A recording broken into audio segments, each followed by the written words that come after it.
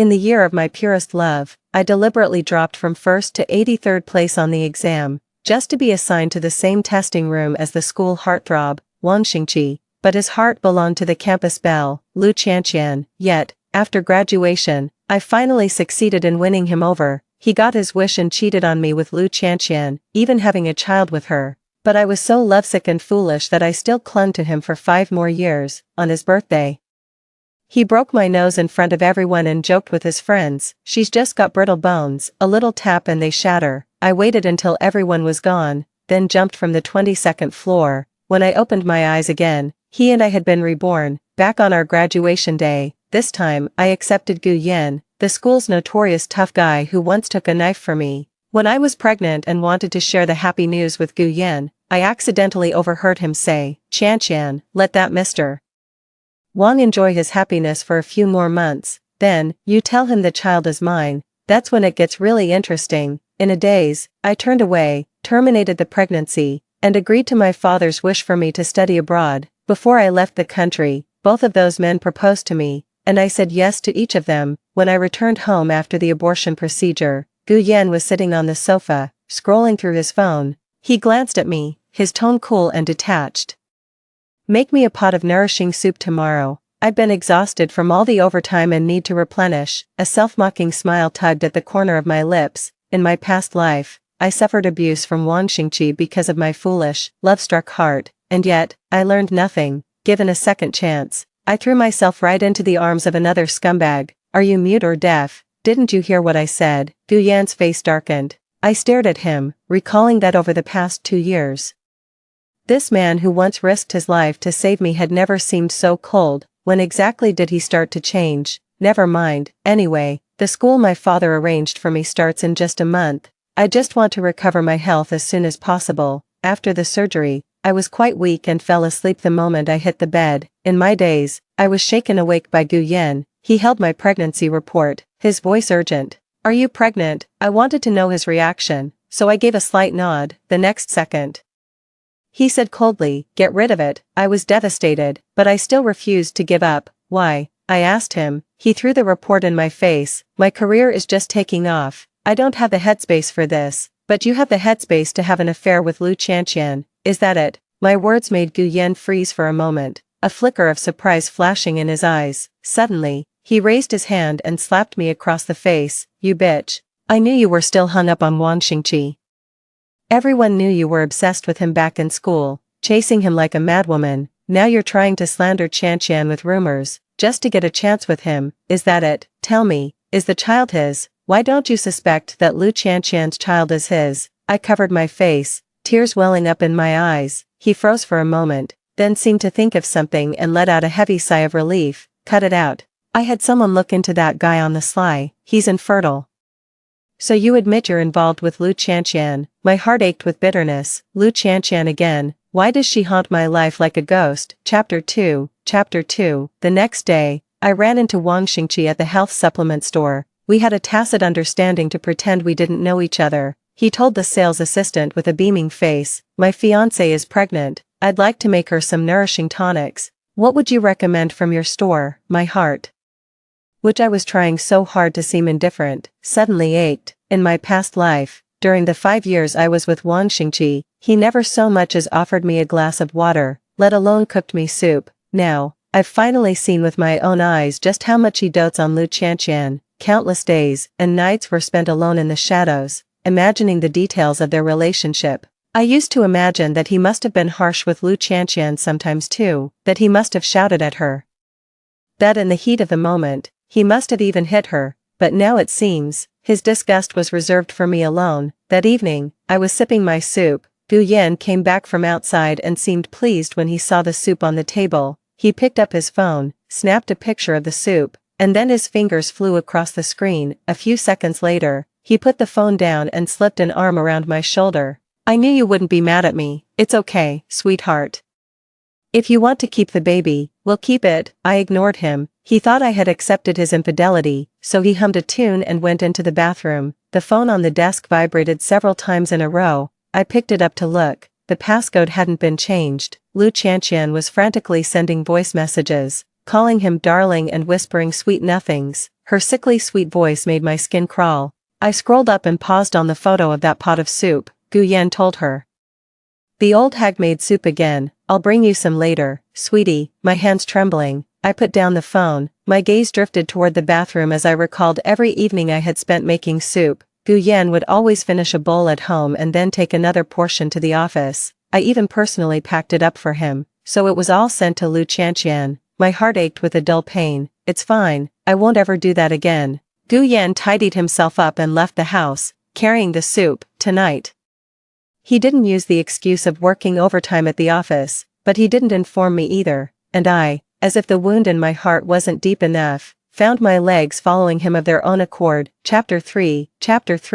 I followed Gu Yan to the foot of Lu Qianqian's apartment building, then stopped in my tracks, gripped by fear. I had been to this place in my past life. It was a quiet night, just like this one. I stumbled upon the secret in Wang Xingqi's phone.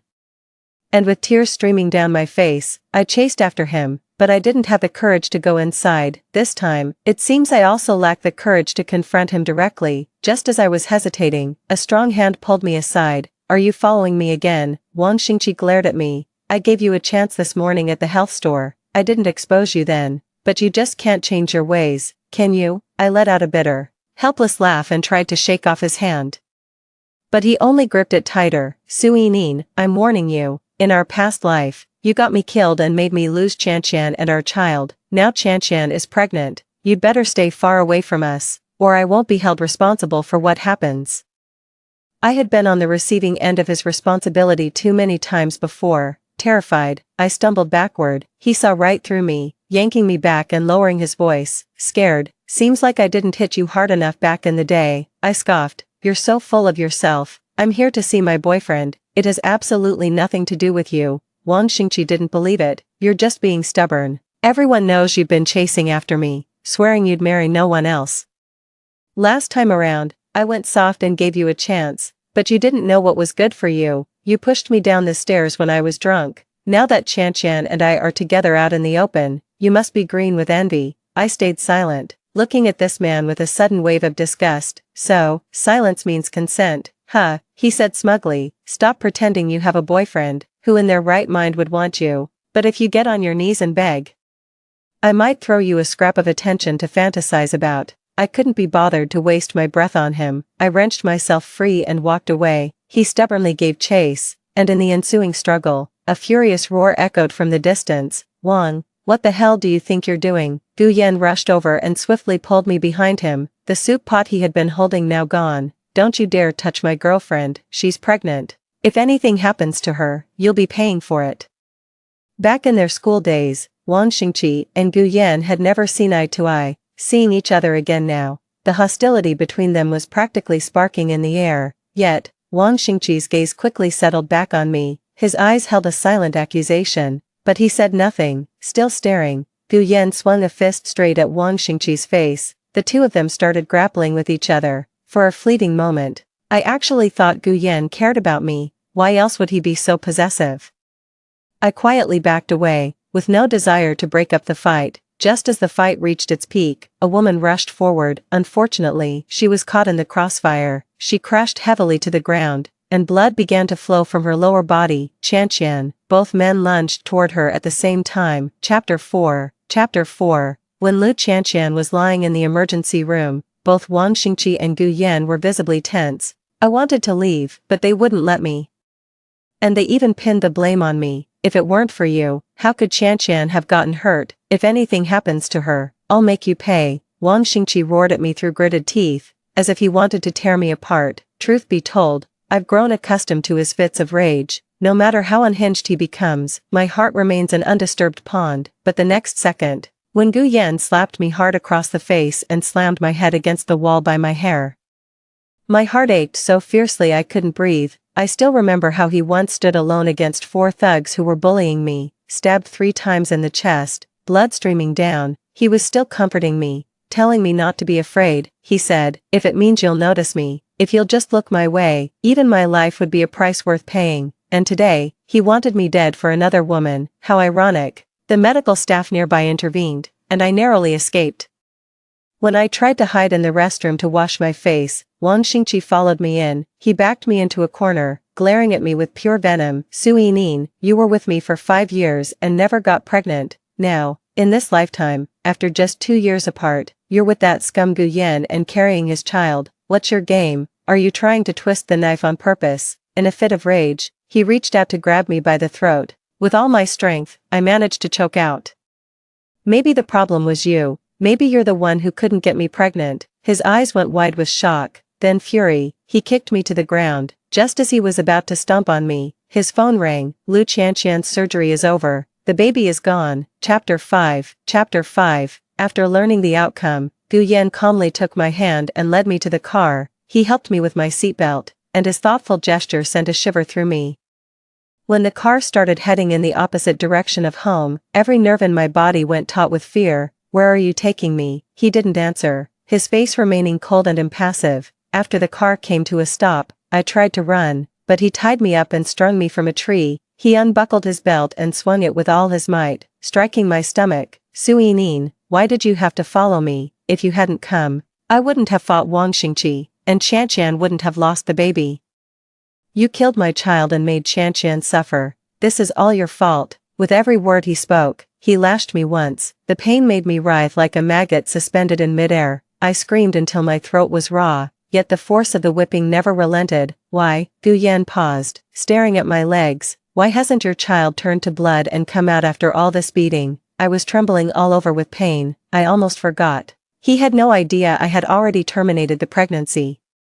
It wasn't until I was knocked unconscious and taken to the hospital, the doctor pulled up my medical records, and Gu Yan was stunned for a long time. His eyes blazed with fury as he demanded, so you got rid of the baby all along. Why? I met his gaze calmly. Isn't that exactly what you wanted? He fell silent, the light in his eyes dimming. Chapter 6. Chapter 6. The middle of the night, Wang Xingqi called me. When that familiar number flashed on my phone screen, I decisively hit decline. He texted me, ordering me to pick up the phone. I just turned my phone off, but just as I'd fallen asleep, he showed up in my hospital room. Get up. He yanked me awake and started dragging me out. Go apologize to Qianqian. He hauled me into Lu Qianqian's hospital room, kicked the back of my knees, and forced me to kneel. Lu Qianqian was sitting on the hospital bed, a few teardrops clinging to her lashes, looking utterly pitiful. Xingqi, it was an accident.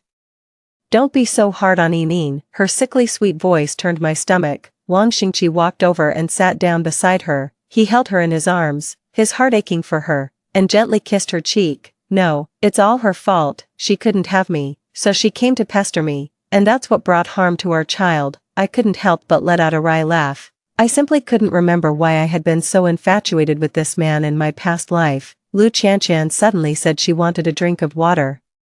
Wang Xingqi poured a glass of water and handed it to her. She complained it wasn't hot enough and told Wang Xingqi to go out and fetch a fresh pot. As he left, Wang Xingqi warned me that the consequences would be even more severe if I dared to get up. I touched my knee, and a piercing pain instantly shot through my entire body.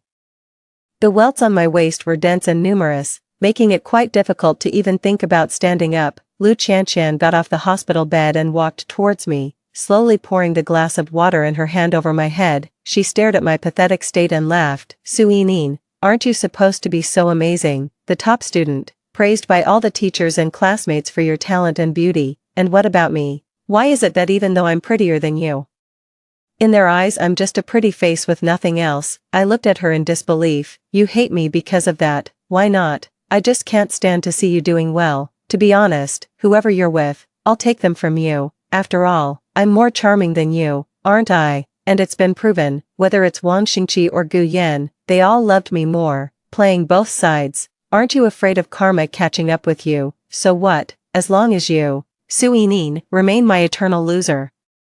I'm happy. She let go, and the cup suspended above my head came crashing down. It bounced off my skull, hit the floor, and shattered into pieces. Ah, she let out a startled shriek before I could, her gaze fixed on the doorway. Wang Xingqi stood in the doorway, holding a kettle and watching. Chapter 7. Chapter 7. Just as I thought Wang Xingqi would be furious upon hearing he'd been cuckolded, he burst in from outside the door and kicked me to the ground. My hand landed right on the broken glass on the floor. The moment the shard pierced my palm, Tears welled up in my eyes and fell with a plop, seeping into the wound and making the pain even more intense. Qianqian, did it startle you? Wang Xingqi, still holding the water kettle, hadn't even had a chance to put it down before he took her hand, his heart aching for her. Lu Qianqian shook her head, her apology choked with tears. I'm sorry. I just wanted to help her up, but she yelled at me.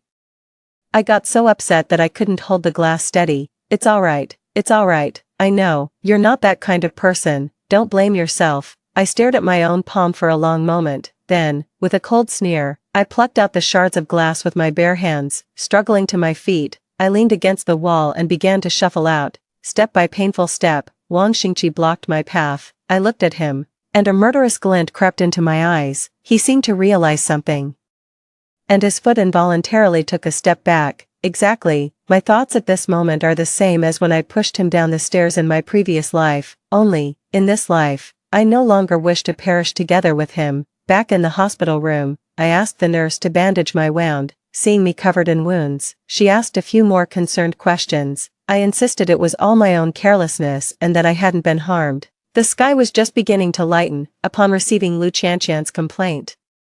Gu Yan hurried over to scold me. When he saw my injured hand, he just spat out 2 words, serves you right. I looked at him quietly for a long time before finally speaking. I remember when you were injured and fell unconscious saving me. I said I'd repay you by giving myself to you. Since you don't love me anymore, I shouldn't overstay my welcome. What are you saying? Let's break up. Gu Yan let out an awkward, flustered laugh. Enin, don't be upset, I was wrong, okay?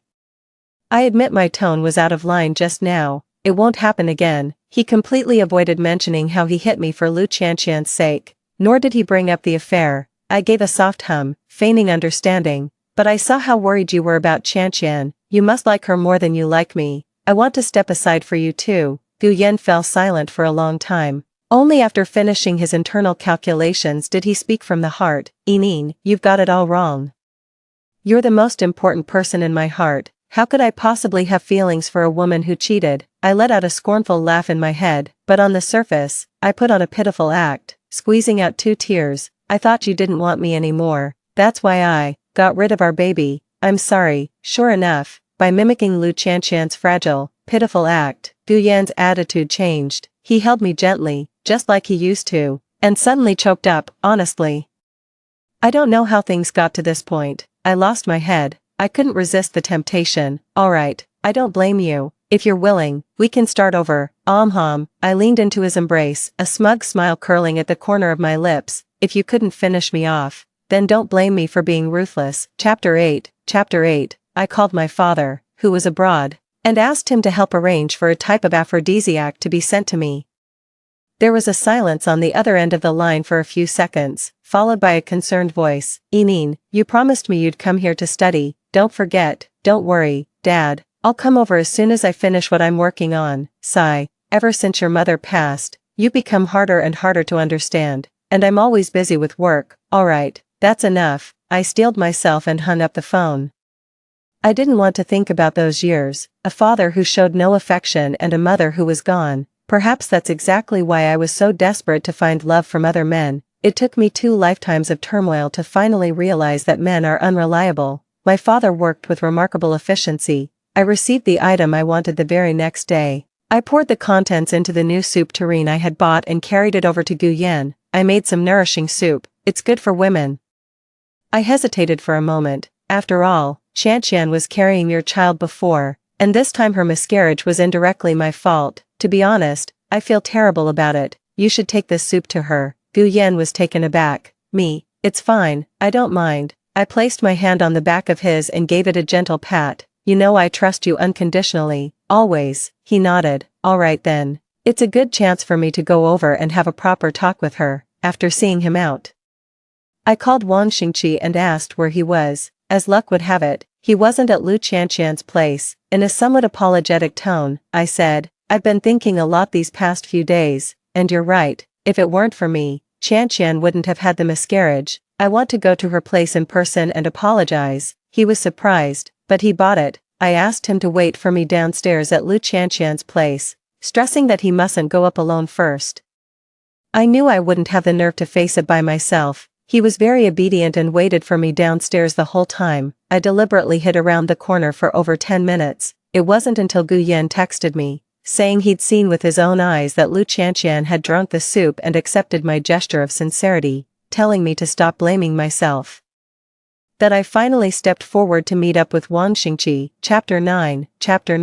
As Wang Xingqi opened the door to Lu Qianqian's apartment, a series of frantic, breathy moans reached his ears. There, he saw Lu Qianqian, completely naked, entwined around Gu Yan. Gu Yan simply held her, making no further move. He continued to voice his concern. Qianqian, calm down, don't do this, it's only been a few days since your surgery, your body can't handle it. Lu Qianqian grabbed his hand and guided it over her body. Gu Yan, what's wrong with you today? Show me that usual intensity of yours. The two of them were completely oblivious to the presence of me and Wang Xingqi. I glanced at Wang Xingqi's face. It was as dark and terrifying as the sky before a storm. He spun around, charged into the kitchen, and pulled out a knife. Gu Yan, you piece of trash, how dare you mess with my woman? Only then did Gu Yan and Lu Qianqian snap out of their daze. The shock did nothing to dampen Lu Qianqian's desire. Instead, she threw herself at Wang Xingqi in a mindless frenzy, wrapping her arms around him, fearing the knife might hurt her. Wang Xingqi hastily dropped the blade, seizing the chaos as my cover. I mustered a pained expression and made my way towards Gu Yan. Enin, please, let me explain. I raised my hand to cut him off. Don't bother, I saw everything. I'd prepared some tonics but forgot to have you bring them, so I came after you. I never expected to find you too. I placed the gift box on the table, speaking in a voice so low that Wang Xingqi behind me likely didn't catch it. Gu Yan was momentarily stunned. In his daze, Wang Xingqi shoved Lu Qianqian aside and lunged at him. Instinctively, he grabbed the soup pot and smashed it hard against Wang Xingqi's head. Instantly, Wang Xingqi's head was struck and began to bleed, and he felt himself growing dizzy. I rushed over to support him. Don't act rashly now. What's done is done, let's get you to the hospital first. He nodded in agreement. Under the influence of the drug, Lu Qianqian latched onto Gu Yan once more, preventing him from giving chase. Chapter 10. At the hospital, I identified myself as Wang Xingqi's family member and requested the doctor to conduct a thorough physical examination for him, especially regarding his fertility. The doctor glanced at Wang Xingqi in the emergency room, looking a bit puzzled. Your boyfriend's injury is to his head, that shouldn't affect your intimate life. I smiled awkwardly. Well, since we're here, we've actually been planning to start a family lately, and you know how men are about their pride. At that, the doctor immediately understood. After Wang Xingqi's wound was treated, I stayed by his side the whole time, tending to my every need, bringing water and food. It felt as if we had returned to a time from a past life we shared, in several fleeting moments. I could sense the stirrings of his heart. Finally, he couldn't hold back any longer. Enin, he said, after everything that's happened, I never imagined it would still be you by my side in the end. I gently handed him a piece of apple. After all, it was Gu Yan who hurt you. As his girlfriend, I should take some responsibility on his behalf. After the way he treated you, you're still thinking about him. What can I do? You know me better than anyone. When I love someone, I throw caution to the wind. I bit my lip, my eyes brimming with hurt. Wang Xingqi's gaze suddenly froze, a flicker of regret crossing his face. He remembered the version of me who once loved him with all my heart. The pity is, I now tell him I'm humbly in love with someone else. The heavy silence was broken by the doctor. Mr. Wang, your test results are in. There's nothing major wrong with your head, but we have discovered you have congenital azoospermia. Wang Xingqi froze instantly. A few seconds later, he became visibly agitated. Doctor, are you sure? That can't be right. My girlfriend was pregnant before. The doctor shook his head. The report is accurate. At the same time, the doctor looked at me, mistakenly thinking I was the girlfriend Wang Xingqi was referring to. If your girlfriend really was pregnant, then I think you two should have a serious talk about how that happened. The doctor finished speaking and left, struggling to hold back a laugh. Wang Xingqi held the report, staring at it for a long time. The moment his hands dropped limply, he looked up and asked me softly, she deceived me for 2 lifetimes, didn't she? I nodded. He said nothing more. Chapter 11. Gu Yan had been looking for me for days, and I ignored him. It wasn't until he was frantic, bombarding my phone with calls and messages, that I deliberately posted my location on my social media feed. Just as I thought, he came after me. The moment he spoke, He launched into a frantic explanation. I lowered my gaze, tears streaming down my face, and choked out, Gu Yan, maybe we should just call it quits, we're not right for each other. Panic instantly washed over him. Fumbling in his pocket, he pulled out a ring. Enin, marry me, I swear, I'll be good to you and only you for the rest of my life. I won't so much as glance at another woman. I feigned shock, covering my mouth with a small gasp and widening my eyes. Gu Yan quickly took my hand and dropped to one knee. I curled my fingers, refusing to let him succeed. He looked up at me, his eyes filled with disappointment. Enin, you don't want to. I shook my head. Gu Yan, I've been waiting for this day for so long. Honestly, in my heart, I've already said yes 1,000 times, but I'm still scared. Don't be afraid, I promise. From now on, I'll listen to everything you say. Your word is law. So, can we have the wedding soon? How about next week? Is that okay? Seeing my impatient, eager look, Gu Yan didn't hesitate for a second. He nodded repeatedly, his face beaming with joy. All right, whatever you say. I stretched my fingers out contentedly. So, can I be in charge of the whole wedding? You're not allowed to interfere. Gu Yan spun around excitedly while holding me. Of course, as long as it makes you happy. And so, I began sending out the invitations under Gu Yan's name, while keeping the bride's identity a secret. Chapter 12.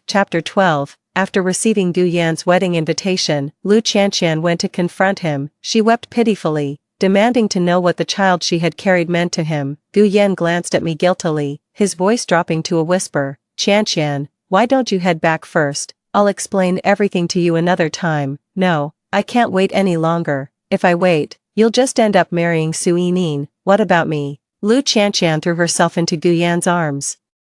Clinging to him desperately, I watched the two of them entangled in their drama for what felt like ages. Finally fed up, I rose from the sofa and approached them with a pitiful, wounded expression. Gu Yan, if you're still thinking about explaining things to her, it means she still has a place in your heart. Maybe we should just call off our wedding. I raised my hand, making a motion as if to take off the ring. A few seconds later, tears streamed down my face. It's like this ring has fused to my finger. I don't want it anymore, but I can't get it off. Gu Yan immediately pushed Lu Qianqian aside and grasped my hands tightly. Enin, don't take it off. The person I've loved since our school days has always been you. This ring, just like my heart, belongs only to you. I leaned into his shoulder, not forgetting to shoot a challenging glance at Lu Qianqian. Lu Qianqian stamped her foot in frustration, her teeth leaving a mark on her lip. I asked Gu Yan to go back to his room so I could have a proper talk with Lu Qianqian. He agreed. Lu Qianqian glared at me with disgust. What on earth do we have to talk about? Still not giving up. I glanced at the door Gu Yan had just closed and smiled. All right, I'll give you one more chance. We'll compete fairly. How about that? What are you implying? On the wedding day, you show up in a wedding dress. We'll have Gu Yan make his choice again, right in front of all the guests. What do you say? Lu Qianqian instantly broke into a smug smile. Fine, it's not like it matters. I'm prettier than you anyway, with all those people watching. Gu Yan will definitely pick me. I mean, who would want to be known as the guy who passed up a beautiful woman to marry someone as plain as you? Alright, it's settled then, I said, opening the door and gesturing for her to leave. Chapter 13. I found Wang Xingqi with the invitation in hand, along with a jar of origami cranes I had bought. In my past life, I won him over with a jar of hand-folded paper cranes. Now, seeing this jar again, he was still stunned for a moment. Wang Xingqi, I'm getting married. Even though, in this second chance at life, I chose not to pester you again, deep down I know there's always a place in my heart reserved for you. That's why I couldn't help but do the things I did in my past life, like folding paper cranes. Wang Xingqi snatched the wedding invitation and, without even glancing at it, tore it to pieces with force. What are you doing? I won't let you marry anyone else. Wang Xingqi's eyes reddened. I handed him the paper crane, saying regretfully, I've made up my mind. Since you've never liked me, there's really no point in me waiting for you anymore. I deserve my own love. After I give you this jar of paper cranes, my wish will be fulfilled, and I won't think about anything related to you ever again. Wang Xingqi clutched the jar of paper cranes tightly, his voice choked with emotion. Enin, I was wrong. After going through so much, I've realized you're the one who's always been the best to me. I can't lose you. I bit my lower lip lightly, feeling utterly helpless. It's too late. In this lifetime, I've chosen Gu Yan. I can't let him down, but he cheated on you. and you still want to marry him. He said he'll change, and I hope you can continue your relationship with Lu Qianqian properly. Please don't let her come between us anymore. Wang Xingqi paused for a moment. Su Yining, are you out of your mind? Are you really determined to marry him? Yes, alright. Let's go to the rooftop and start another life. Wang Xingqi pulled me as he ran upstairs. I struggled desperately to break free from him. Wang Xingqi, don't do this. He stood quietly in place, a flicker of self-mockery flashing in his eyes. A moment later, he resumed his climb, muttering to himself, if you won't start over with me, then my life has no meaning. I stopped him. Then, will you marry me? A light instantly sparked in his eyes. Yining, you've decided to marry me. I nodded. But I want to see your sincerity. Is it alright if I take full charge of the wedding? Alright, I'll listen to you. I'll make it up to you. I promise, Wang Xingqi said excitedly, scooping me up in his arms to carry me downstairs. Chapter 14. I still used Wang Xingqi's identity to send invitations to all his family and friends, while the identity of the bride remained undisclosed. I even booked the A and B halls at the same hotel for the wedding venue and instructed the hotel manager to remove all the partition screens between them when the time came. On the day of the wedding, I packed my bags early and rushed to the airport. While in the departure lounge, the hotel manager sent me a video from the wedding venue. Miss Su, why are there 2 grooms at your wedding? Miss Su, what should we do? The 2 grooms are fighting.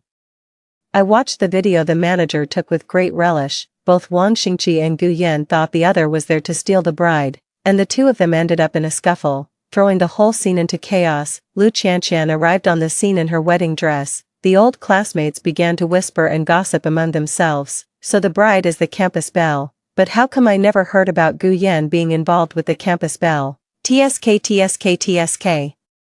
Seeing Wang Xingqi and Gu Yan fighting like this, it's obvious they both have something going on with the campus belle. The campus belle, who wouldn't want her? If it were me, I'd try to win her over too, ha ha ha. After the burst of laughter subsided, Wang Xingqi and Gu Yan were pulled apart. Someone shouted, stop fighting, groomsmen, just ask the bride who she wants to marry and it'll all be clear. Only then did they notice Lu Qianqian. Lu Qianqian lifted the hem of her dress and approached, leaving Wang Xingqi and Gu Yan utterly bewildered. At that moment, I sent the pre-recorded voice message to each of them. They took out their phones, and upon hearing my pitiful, tearful voice, their expressions instantly darkened. I told them I had seen Lu Qianqian in the dressing room, wearing a wedding dress and arriving at our wedding venue. Since that was the case, I had no choice but to step aside and let them have their way. Wang Xingqi put down his phone and shouted at Lu Qianqian in disgust, you shameless woman, you've been two-timing me and lying to me all this time, and you have the nerve to show your face here. Lu Qianqian was taken aback for a moment. Wang Xingqi, who do you think you are? I'm here to marry Gu Yan today. I was carrying his child before. If I'm marrying anyone, it's him. What's it got to do with you? Besides, you're infertile. You're not even a real man. I'd marry anyone but you. Whoa. The guests' expressions lit up with scandalized glee, and a wave of murmurs swept through the crowd. Gu Yan's face grew darker and darker. He glared furiously at Lu Qianqian. Shut up. Why are you even here? It's Yining I'm marrying, not you. And why are you dressed like that? Great. Now Yining's gone, you've driven her away. Lu Qianqian was stung by Gu Yan's words. Tears welling up in her eyes. Gu Yan, isn't it perfect that she's gone? Then we can be together openly, no more sneaking around. We can even have a child, rightfully and properly. Wang Xingqi suddenly stepped forward and slapped Lu Qianqian across the face. So you finally admit it, you were seeing someone else while you were with me, and you even had a child with him. Seeing Lu Qianqian get hit, Gu Yan's heart ached involuntarily. He immediately stepped forward to demand justice for her. Chaos erupted once again at the scene. As Lu Qianqian moved forward to break up the fight, Gu Yan, grabbing a dinner knife from the table, accidentally stabbed her. Blood stained her pristine white wedding dress. Chapter 15. I watched the video, feeling completely unmoved. Just then, the boarding announcement came over the PA system. I took one last look at the chaotic wedding scene on my phone, then turned it off, dragging my luggage towards the boarding gate. 6 months later, I received an email from an old classmate. She was a friend I got along with fairly well in school. We just hadn't been in touch for a long time. She said it took a lot of connections to find my contact information, and she apologized for reaching out so abruptly, but there was one thing she absolutely had to tell me. As I read the words in the email, my brow furrowed instantly. She told me that Wang Xingqi had jumped from a building and taken his own life. Before he took his own life, he went to see her, asking about me. She said she didn't know. Later, Wang Xingqi said some strange things to her. He said, if I jump from the 22nd floor, I can start a new life with Yining. This time, I'll cherish her properly. Not long after, she received the news of Wang Xingqi's suicide. She also mentioned, rather bizarrely, that another classmate, Bu Yan, had gone mad. He kept insisting he was responsible for his own child's death and would occasionally whip himself with a leather belt. She asked me if any of this had something to do with me. I replied to her email, telling her that all of this was simply the consequence of their own misdeeds. Putting down my phone, I looked out the window, breathed in the fresh air, and felt as though I had been reborn. Story 2. After rebirth, I only have 3 thoughts. First, be kinder to my stepmother and stepbrother. Second, study hard. Third, stay away from Qingzhou. I did the first 2 things very well, but the third one didn't go as I wished, because Qingzhou was also reborn. 1. The moment I saw Qingzhou enter the classroom, I knew I had been reborn. The 18-year-old Qingzhou still carried the naivety of youth, slightly different from the man who would use me and discard me a decade later, leading to my family's ruin. The homeroom teacher smiled as she introduced the new student to the class. Qingzhou has just transferred to our class. Everyone, please get along well with him. These words were exactly the same as in my previous life. I knew that next, the homeroom teacher would assign Qingzhou to sit beside me, because the student next to me had just transferred out, leaving only the seat next to me vacant in the entire class. Just like in my previous life, after becoming desk mates with Qingzhou, he treated me exceptionally well. We quickly got to know each other well. And after learning about his tragic background, I felt even more sympathy for him, always wanting to help him more. Putting aside the despicable things he did later, Qingzhou was exceptionally handsome and capable, so my initial sympathy gradually turned into affection. After the college entrance exams, I took the initiative to confess my feelings to Qingzhou, and we naturally got together afterward. It wasn't until 10 years later when my family went bankrupt that Qingzhou discarded me like trash and got engaged to someone else. I only found out on his engagement day that he had been using me to gain my father's trust, ultimately causing my family's bankruptcy and seizing our company, all part of his long-planned scheme. He wanted to prove himself to the Qing family patriarch and secure his standing in the Qing household. My 10 years of genuine affection and the accumulated wealth of my Jian family over generations became nothing but stepping stones for Qingzhou. In the end, my father jumped to his death, and I died in a car accident on my way to the hospital to see him one last time. When I opened my eyes again, I had returned to the very beginning. Classmate Qingzhou, please take a seat next to Jiang Yan for now. Watching Qingzhou approach me, I abruptly stood up as if startled. Qingzhou, who was just about to sit down, froze in place, frowning as he looked up at me with confusion in his eyes. The homeroom teacher asked me, "What's wrong?" I took a step back, putting some distance between Qingzhou and myself. I don't want to sit with him, I want to change seats. Hearing this, Qingzhou's pupils trembled violently as he looked at me. The homeroom teacher also frowned disapprovingly, while classmates nearby whispered, "What's wrong with Jiang Yan today? She's usually so nice." "Jiang Yan, let Qingzhou sit next to you for now. We'll rearrange seats after the monthly exam." I ignored the homeroom teacher's words, scanning my gaze around the classroom. Everyone was staring at me as if watching a show. Only he, sitting at the back, kept his head down doing his own thing, as if everything around him had nothing to do with him. I didn't want to disturb him either, but it seemed there was no other choice now. "Teacher, I want to sit next to Jiang Yuji." As soon as the words were spoken, Jiang Yuji, who had been indifferent all along, finally looked up, his gaze sweeping past my face. "I want to study hard, so I'd like to be Jiang Yuji's deskmate and have him tutor me." Worried that this reason wasn't enough, I added, "My dad has agreed to this, and Jiang Yuji knows about it too. We just haven't had the chance to tell you yet. My dad donates to the school every year. Even if the teacher doesn't value me, they'd still give my dad some face." She looked questioningly at Jiang Yuji, seeking confirmation from him. I also turned my gaze in that direction. Jiang Yuji initially met my eyes blankly for a few seconds. I just blinked at him weakly, and he nodded with an After changing seats, Jiang Yuji had been acting quite cold toward me, even giving off an air of avoidance. I can actually understand it. After all, ever since his mother became my stepmother, I've always rejected both of them and naturally never gave them a friendly look. but in my previous life, when my family fell into trouble, it was Jian Yuji and his mother who struggled to hold up our crumbling household, so in this second chance at life, I've decided to treat my stepmother and stepbrother better. Stop looking, Jian Yuji whispered, his face turning red. I suddenly realized I'd been staring at him for a long time. He seemed to make a great decision before turning to look at me.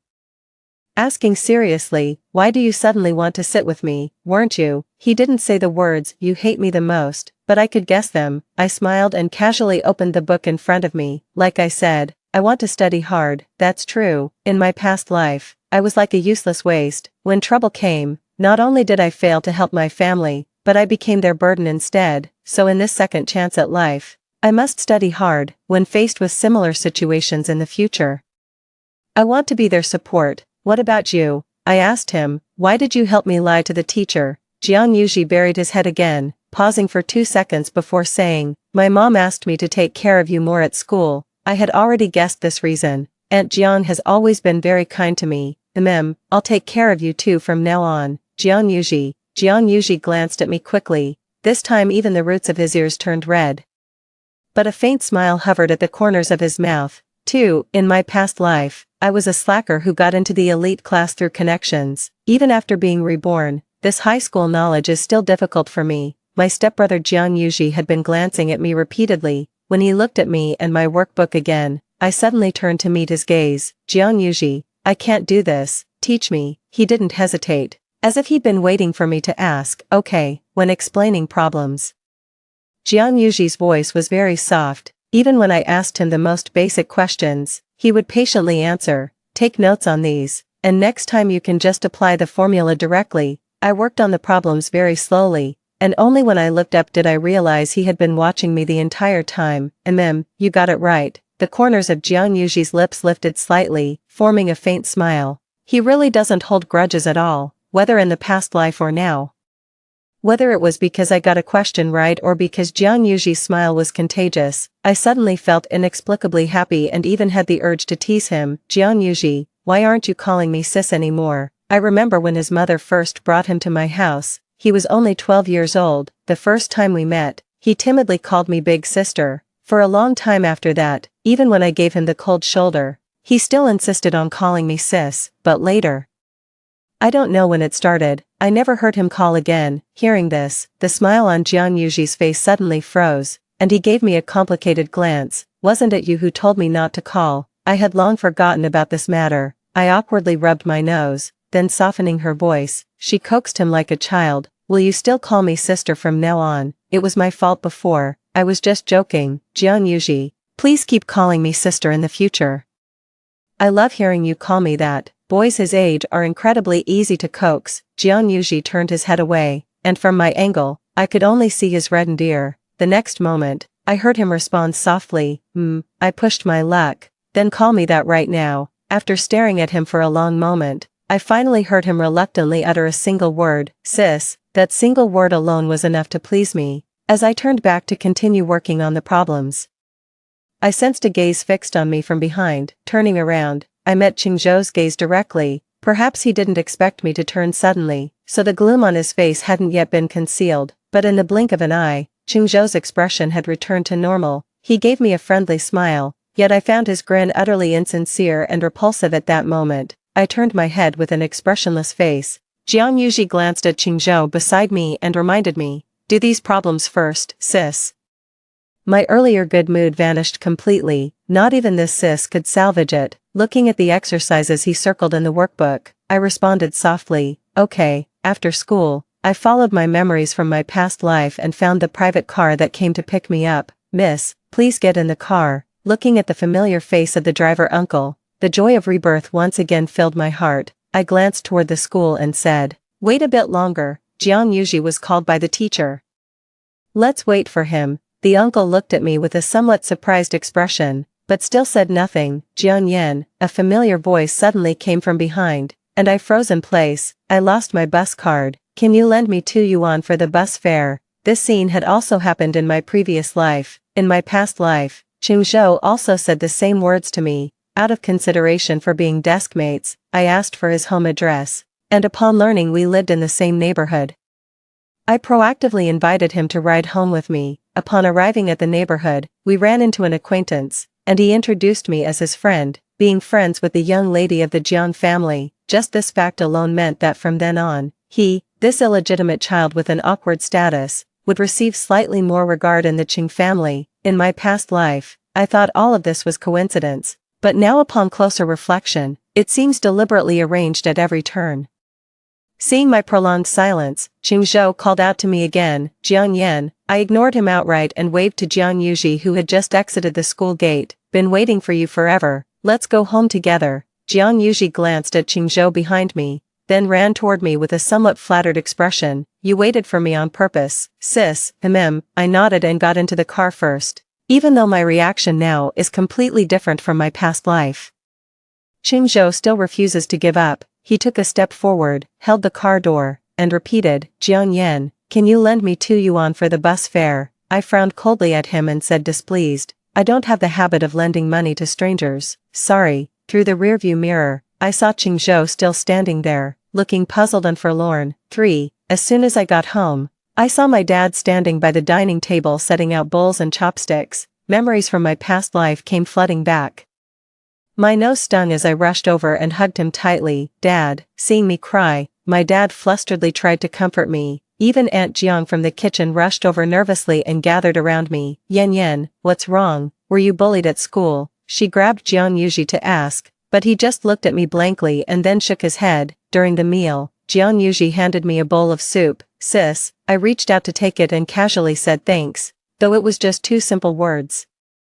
The 3 people at home made a big fuss about it. Almost all the dishes on the table were my favorites. After tasting them, I said sincerely, "The food today is really delicious." Aunt Jiang put down her chopsticks with a smile, glanced at my dad, then looked at me and said, "The housekeeper took leave today, so I cooked the meal. I'm glad you like it." In my past life, I always held prejudices against Aunt Jiang and Jiang Yuji, so I never ate the meal she prepared and even threw tantrums, once flipping the table in anger. Yan, if you like it, Aunt Jiang can make it for you tomorrow too." "Okay." Aunt Jiang cautiously probed. The dinner table suddenly fell silent, and everyone except me seemed to freeze in place, meeting their hopeful gazes. I nodded with a smile. Sure. All evening, my dad and Aunt Jiang were overjoyed, their smiles never fading. Even Jiang Yuji was hovering around me, pouring me water and bringing me fruit, calling me sister several times. As I was about to leave, I overheard Aunt Jiang chatting with my dad. "I heard the Qing family took in an illegitimate child, and the situation is quite difficult." My dad dismissed it casually. "Not our business. As long as our family stays harmonious, Dad." Aunt Jiang. "I'm taking the dog out for a walk," I said to the 2 on the sofa. After changing shoes, I realized Jiang Yuji was also changing his shoes behind me. "Where are you going?" Jiang Yuji grinned at me. "Sis, I'm going for a run." After reminding me to be careful, he ran off. I hadn't walked far when I saw someone standing under the trees ahead. I'd been staring at that figure for 10 years. Of course it's familiar. It's Qingzhou. I ignored him and kept walking.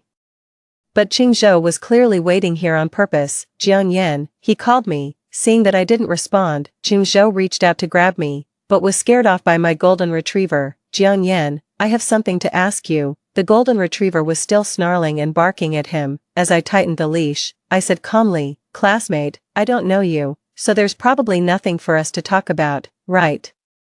Qingzhou was about to say something more when Jiang Yuji's voice came from not far away. He quickly ran over, giving Qingzhou an unfriendly glance before turning to me. "Sis, what's wrong?" I heard Xiao Yuan barking nonstop. "It's fine." I pulled the golden retriever to leave when a black car suddenly stopped beside us. The person who got out of the car was Qingzhou's father. "Xiao Zhou, why are you outside?" Then, as if just noticing me, he feigned warmth. "Isn't this the daughter of Chairman Jiang? I've been meaning to visit your father. Xiao Zhou is my son. You 2 know each other." "We don't," Jiang Yuji and I said in unison. "I've already experienced this kind of thing in my past life." Qingzhou somehow found out that I take my dog for walks in the evening, so he deliberately waited near my house. It was both to get closer to me and to ensure his father would see him associating with me, the sole heir of the Jiang family, when returning home. "Uncle Qing, is it?" I spoke politely. "Please keep your son under control. He's scaring my dog." Without waiting for the father and son to react, Jiang Yuji and I had already left. From behind came the curses of Qingzhou's father. You little brat, rein in all your crafty schemes. Don't be full of devious ideas like your mother. If it weren't for her threats, you wouldn't even have the right to step through the Qing family's door. And Qingzhou remained completely silent the entire time. Only after walking far away did the gaze following us from behind finally vanish. Sis, do you know that guy? Jiang Yuji suddenly asked me. I don't know you. 4. Qingzhou was good-looking and academically excellent. Just a few weeks after transferring, girls flocked like a school of fish to see him after class every day. Half of the chattering girls outside the window came to see Jiang Yuji, the other half came to see Qingzhou. Because of this, many boys in the class complained. But due to my attitude toward Jiang Yuji, they could only direct their anger at Qingzhou. During free activity time in PE class, on my way to the convenience store to buy water, I saw Qingzhou being cornered by several boys behind a secluded teaching building. Noticing me passing by, Qingzhou looked at me with pleading eyes, yet I still just gave a quick glance and pretended not to see, walking straight past. I've learned enough lessons from my past life. Every time Qingzhou got into trouble, it was always me who stepped forward for him repeatedly. Didn't my sincere efforts and endless care ultimately fail to bring me a happy ending? So, in this lifetime, I've resolved to be an indifferent villain. By doing nothing at all, I can already make Qingzhou suffer immensely. I had only finished one page of exercises when Jiang Yuji returned to the classroom. I handed him tissues and water. Why are you back so soon? He twisted open the bottle cap, and when he tilted his head back to drink, the movement of his Adam's apple was clearly visible. I somewhat awkwardly averted my gaze. Can you do all of them? Noticing the workbook in front of me, Jiang Yuji asked. I was about to answer when I saw the boys who had been giving Qingzhou trouble earlier return to the classroom. Do you think Qingzhou has a problem? Why did he deliberately provoke us just now? Yeah. Clearly he started it with us. But just as we were about to take action, he apologized. Hearing this, I could only let out a cold laugh in my heart. Qingzhou really went to great lengths to get close to me. Little did he know, the person inhabiting this body was no longer the innocent and kind 17-year-old Jiang Yan from before. 5. Over the weekend, Jiang Yuji accompanied me to study at the library. We arrived quite late, and almost all the seats in the library were already taken. After finally finding an empty seat, I was about to ask if it was taken when I realized the person was Qingzhou. He saw me too, then moved his things aside, silently inviting us to sit down. Before I could speak, Jiang Yuji had already grabbed my wrist. Sis, let's go to the second floor, there are seats there. As we left, he even shot Qingzhou a warning glance. After finishing 2 test papers, I rotated my stiff neck and suddenly heard Jiang Yuji whisper beside me, Sis. Why did you suddenly want to study? Memories of my past life flashed through my mind. I forced a bitter smile and said, no reason, I just suddenly didn't want to be a good-for-nothing anymore. Propping my chin with one hand, I looked down at the densely written answers on the test paper. You know what? I had a dream. In it, our family suddenly encountered misfortune, but I couldn't help it all. The person I once liked most said I was just a useless waste. It was just casual venting. But Jiang Yuji actually took it seriously. He looked at me seriously, his expression grave as he said, that was just a dream. No matter what happens, Uncle Jiang would never say such things to you. I shook my head. It wasn't my dad. Hearing my reply, Jiang Yuji fell silent for 2 seconds, then blushed and averted his eyes from mine. I wouldn't say such things to you either. The gloom in my heart instantly dissipated. Watching the blushing Jiang Yuji, I laughed until I couldn't straighten up. After finishing my homework, I got up and wandered around the library. Suddenly, a shadow rushed from behind and forcefully pulled me into the emergency stairway outside. I was about to cry for help when my mouth was immediately covered by someone. Qingzhou's familiar voice whispered in my ear, Yen Yen. Long time no see. He pinned me against the wall, his lips near my ear. Breathing rapidly as he said excitedly, you've been reborn too, haven't you? I realized that the things I had just said to Jiang Yuji might have been overheard by Qingzhou, but he said he was also reborn. Yen Yen, I came back for you. Qingzhou looked at me with deep affection in his eyes, but I knew all too well how skilled he was at deception. My heart raced with fear as I reached out and pushed him away abruptly. Qingzhou refused to relent, pinning me between himself and the hallway wall once more. Yen Yen, let me explain about our past life. Okay. It wasn't what you thought. The strength disparity between men and women was inherently unequal. Unable to resist, I could only feign temporary compliance. I asked him, then what was it? wasn't it you, Qingzhou, who destroyed my family?" His expression was one of extreme agony, his lips trembling for a long moment before he could only force out the words, "I have my reasons." "Whatever grand reasons you have are none of my concern." Seizing the moment when his guard was down, I tightened my grip on the pen in my hand and stabbed it fiercely into his arm, then used the momentum to push him down the stairs. "Stay away from me from now on, don't dirty my sight." With that, I pulled open the emergency exit and fled as if escaping a disaster, only to crash straight into Jiang Yuji's arms. He steadied me, perhaps sensing my unease, and softly reassured me, "Sis, what's wrong?" I shook my head, barely managing to stop my body from trembling. "I'm fine, let's go, time to head back." Jiang Yuji lifted his eyelids to glance at the emergency exit door, his expression somewhat gloomy. "Sis, go ahead and wait for me there, I'll just use the restroom and be right back." Without giving it much thought, I turned and walked back to my seat. When Jiang Yuji returned, I noticed the injuries on his face. "Why did it take so long, and what happened to your face?" Jiang Yuji lowered his head to avoid my gaze. I fell in the restroom. Going downstairs from the second floor, I ran into Qingzhou again. He looked even more disheveled than before, with inexplicable bruises on his face. Connecting this with the injuries on Jiang Yuji's face, I instantly understood. Noticing my gaze lingering on Qingzhou, Jiang Yuji stepped sideways to block my view. "Sis, don't look at him. He clearly doesn't look like a good person." 6. Jiang Yan. "The homeroom teacher wants to see you in the office." I was just about to leave when Jiang Yuji glanced at Qingzhou's seat, then picked up the stack of homework he'd just collected and called out to me, "Sis, wait for me. I'll go with you." Qingzhou was already in the office when we arrived, and the physics teacher seemed to be discussing competition matters with him. From the moment I entered, his gaze remained fixed on me. Jiang Yuji placed the homework notebook on the teacher's desk and said to me as he left, "Sis, I'll wait for you outside." The homeroom teacher teased with a smile, "How come our grade's top student is such a sister's boy? Can't bear to be apart from your sister for even a moment." Jiang Yuji flushed but didn't refute, tacitly acknowledging the teacher's words, though before leaving, he stole another glance at Qingzhou. "Jiang Yan, your grades have improved a lot recently. Keep up the good work." The homeroom teacher then gave some additional academic instructions. When I left the office, I didn't see Jiang Yuji, but Qingzhou was standing at the stairwell, clearly waiting for me. I ignored him and prepared to return to the classroom. Qingzhou chased after me and blocked my path. "Didn't you hate your stepbrother the most before? Why are you so close to him now? Yan, why has everything changed? Didn't you like me the most before?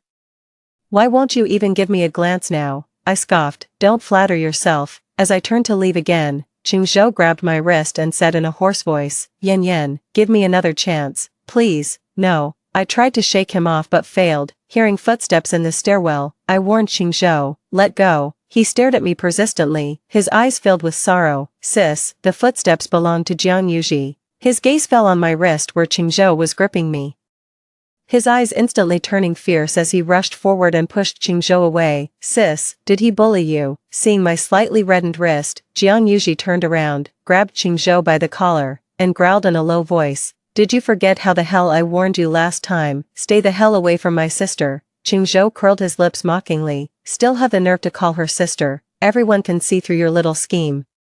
Both wore hostile expressions and soon came to blows. "Jiang Yuji." I intervened just in time. Jiang Yuji, who had already clenched his fist ready to strike Qingzhou, suddenly froze. With reddened eyes, he turned to look at me plaintively. "Sis." I walked over and grabbed him. "Let's go. Class has already started." After saying that, I glanced at Qingzhou again. No need to get physical with someone like him. Hearing this, Qingzhou's pupils trembled slightly, his eyes instantly filling with tears. Ever since Qingzhou found out that I, like him, had been reborn, his appearances around me became increasingly frequent. Jiang Yuji's temper visibly worsened, even leading to multiple public physical altercations with Qingzhou. Rumors about me and Qingzhou kept spreading throughout the school. When summoned to the homeroom teacher's office again, I couldn't hide my irritation. This final year of high school is crucial.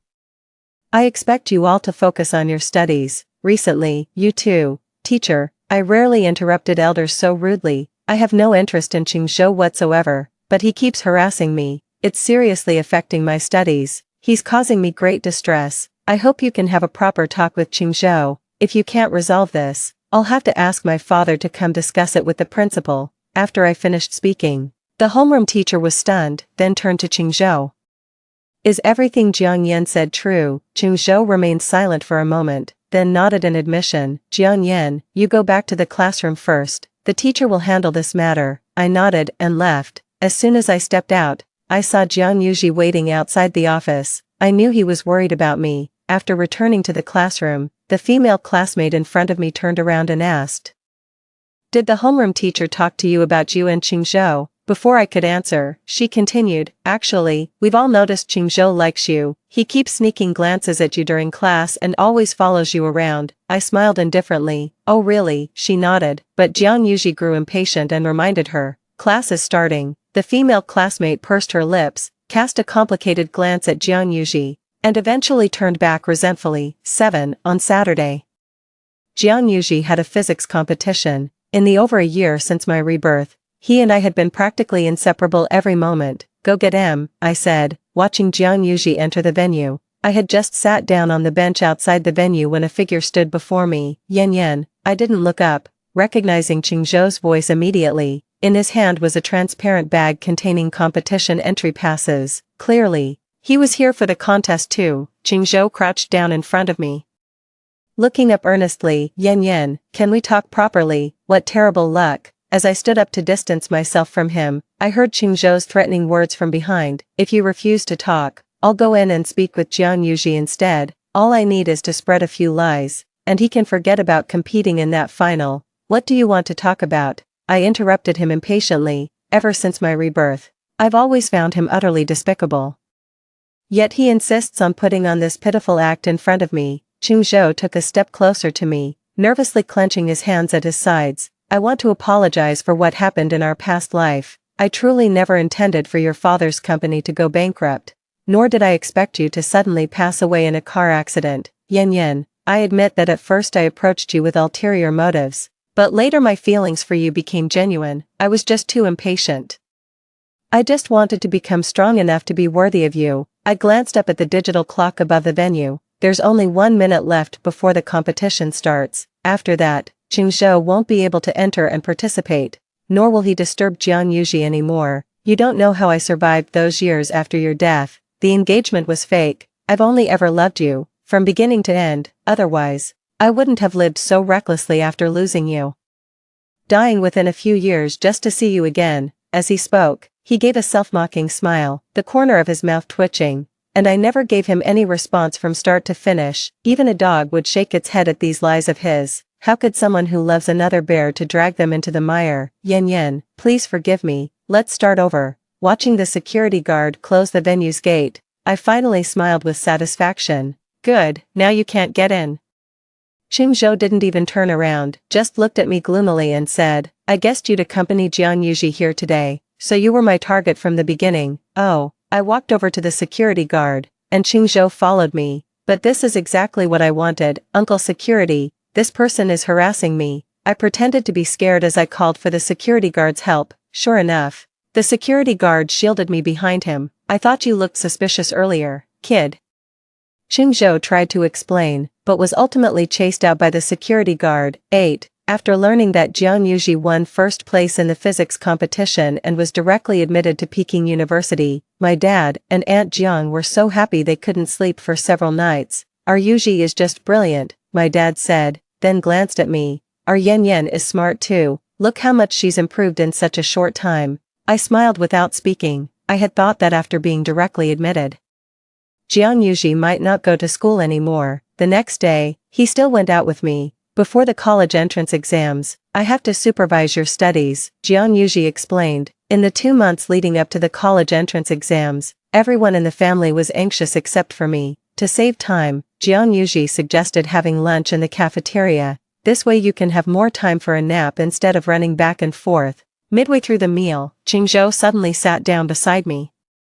Jiang Yuji and I exchanged glances, neither of us acknowledging him. "Sis, you shouldn't be picky, you should eat carrots too, they're good for your eyes." Qingzhou, who had been silent all along, suddenly spoke up. "Yan Yan doesn't like carrots." I wasn't planning to eat it originally, but hearing those words, I immediately finished all the carrots on my plate right in front of Qingzhou. Seeing this, Qingzhou's expression turned stern. By the time we finished eating and left, he had barely touched the food on his plate. While working on problems in the afternoon, Jiang Yuji suddenly asked me beside me, "Sis, besides carrots, is there anything else you don't like to eat?" "Yes," I nodded solemnly, then listed a whole bunch of foods I dislike. After speaking, Jiang Yuji suddenly laughed. Raising you to this age was truly no easy feat for our family. At noon the next day, Jiang Yuji left early. When I finally looked up after finishing the exam, the classroom was completely empty. Going to the cafeteria at this hour will probably mean standing in a long queue again. Just as I was hesitating whether to go out and grab some quick bites,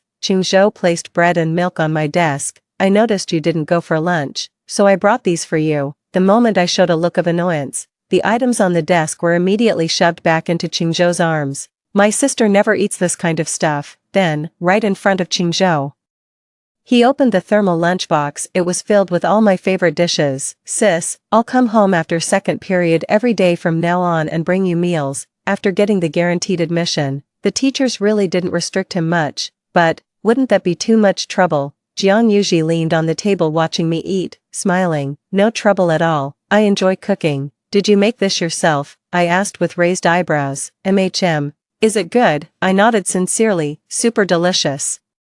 At the high school senior pledge rally, Jiang Yuji gave a speech on stage. I gazed at the spirited young man on stage, feeling an indescribable mix of emotions in my heart. In my past life, I had also attended the oath-taking ceremony, with Jiang Yuji as the speaker just like now, but my state of mind back then was completely different from what it is now. "You're not developing feelings for some 17 to 18-year-old brat, are you?" The mocking voice beside me snapped me back to reality. "Jiang Yan, get a grip, you've lived 2 lifetimes. The mental age gap between you and a kid like Jiang Yuji is astronomical. You two are completely mismatched. What's more, he's your..." I gave him the chance to finish his sentence.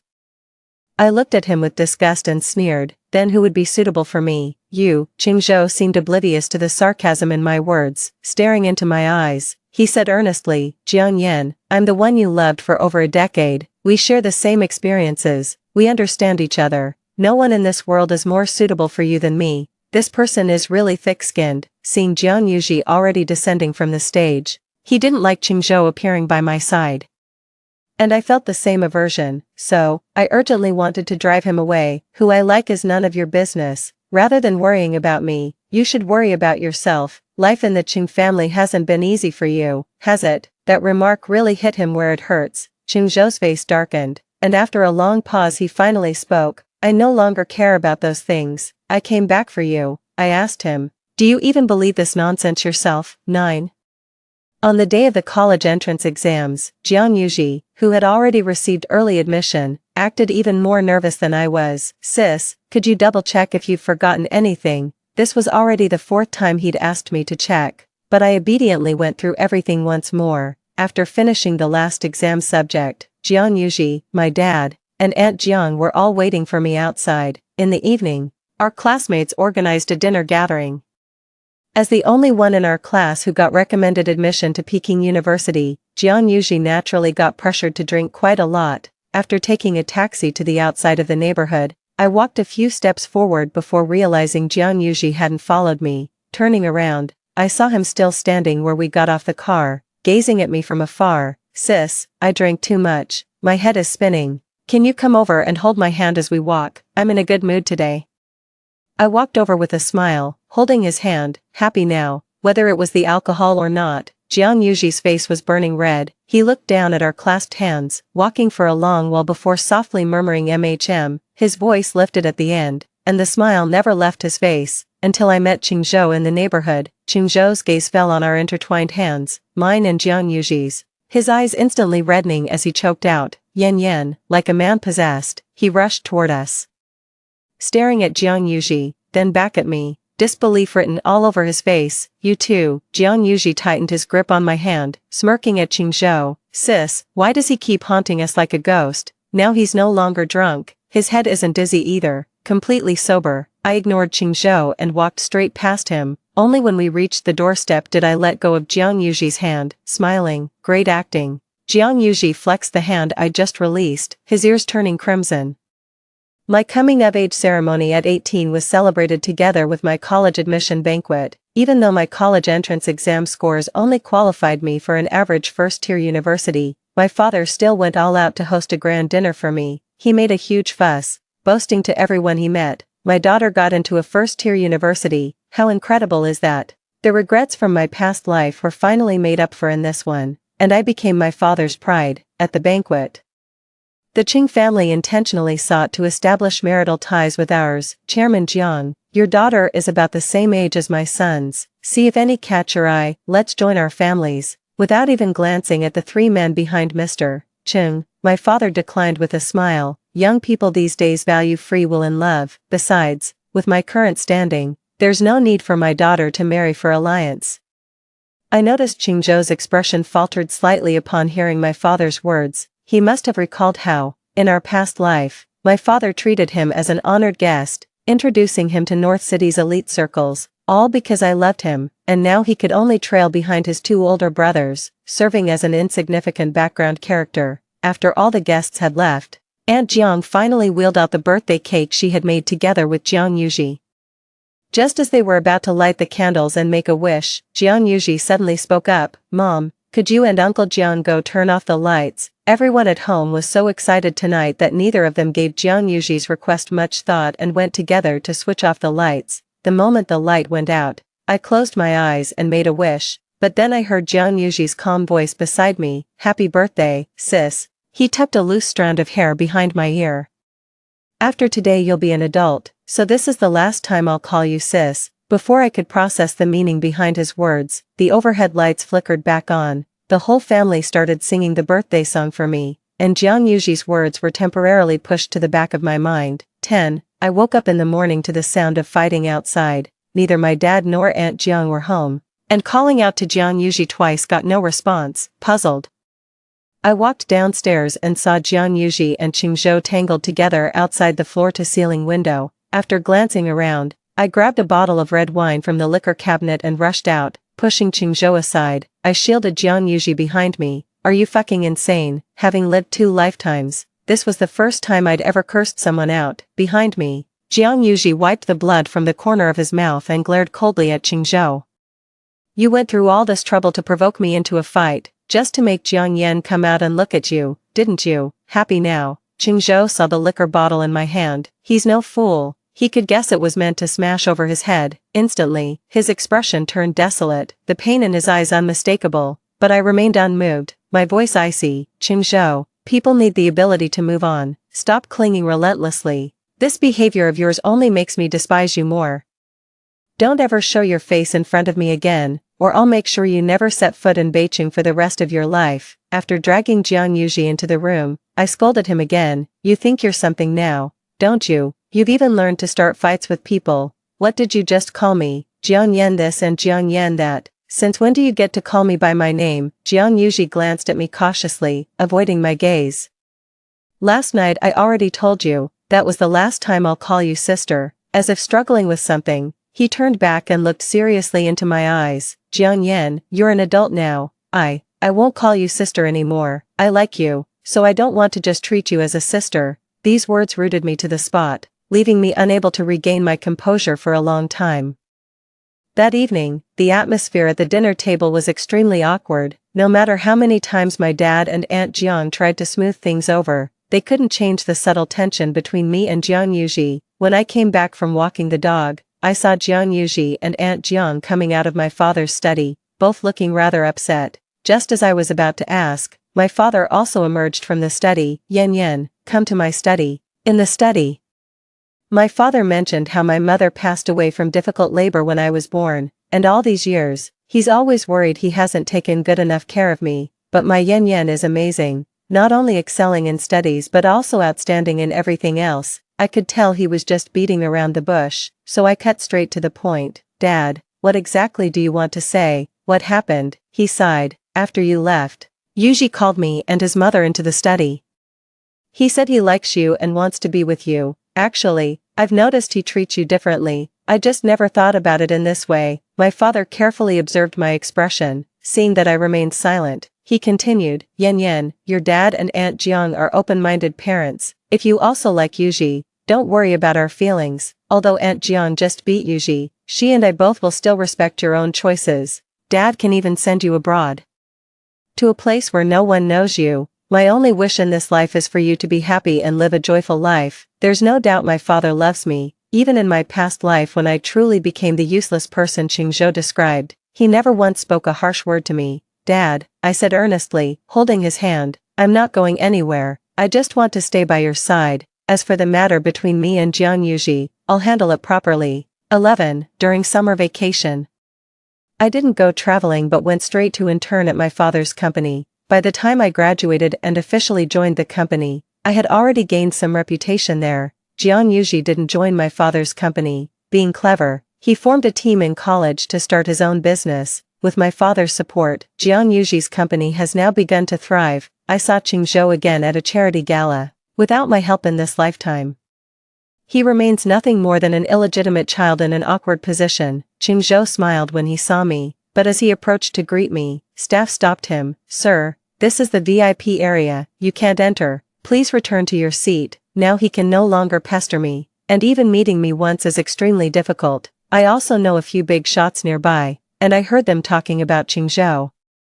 That illegitimate child of the Qing family is recently working on some new energy project and even came to my company to seek investment. I know about this too. Old Wang, are you investing? Sigh, out of respect for the Qing family, it's hard to refuse, and besides, new energy is definitely going to be a major trend in the future. From their conversation, I learned that Qingzhou and Jian Yuji were working in the same field.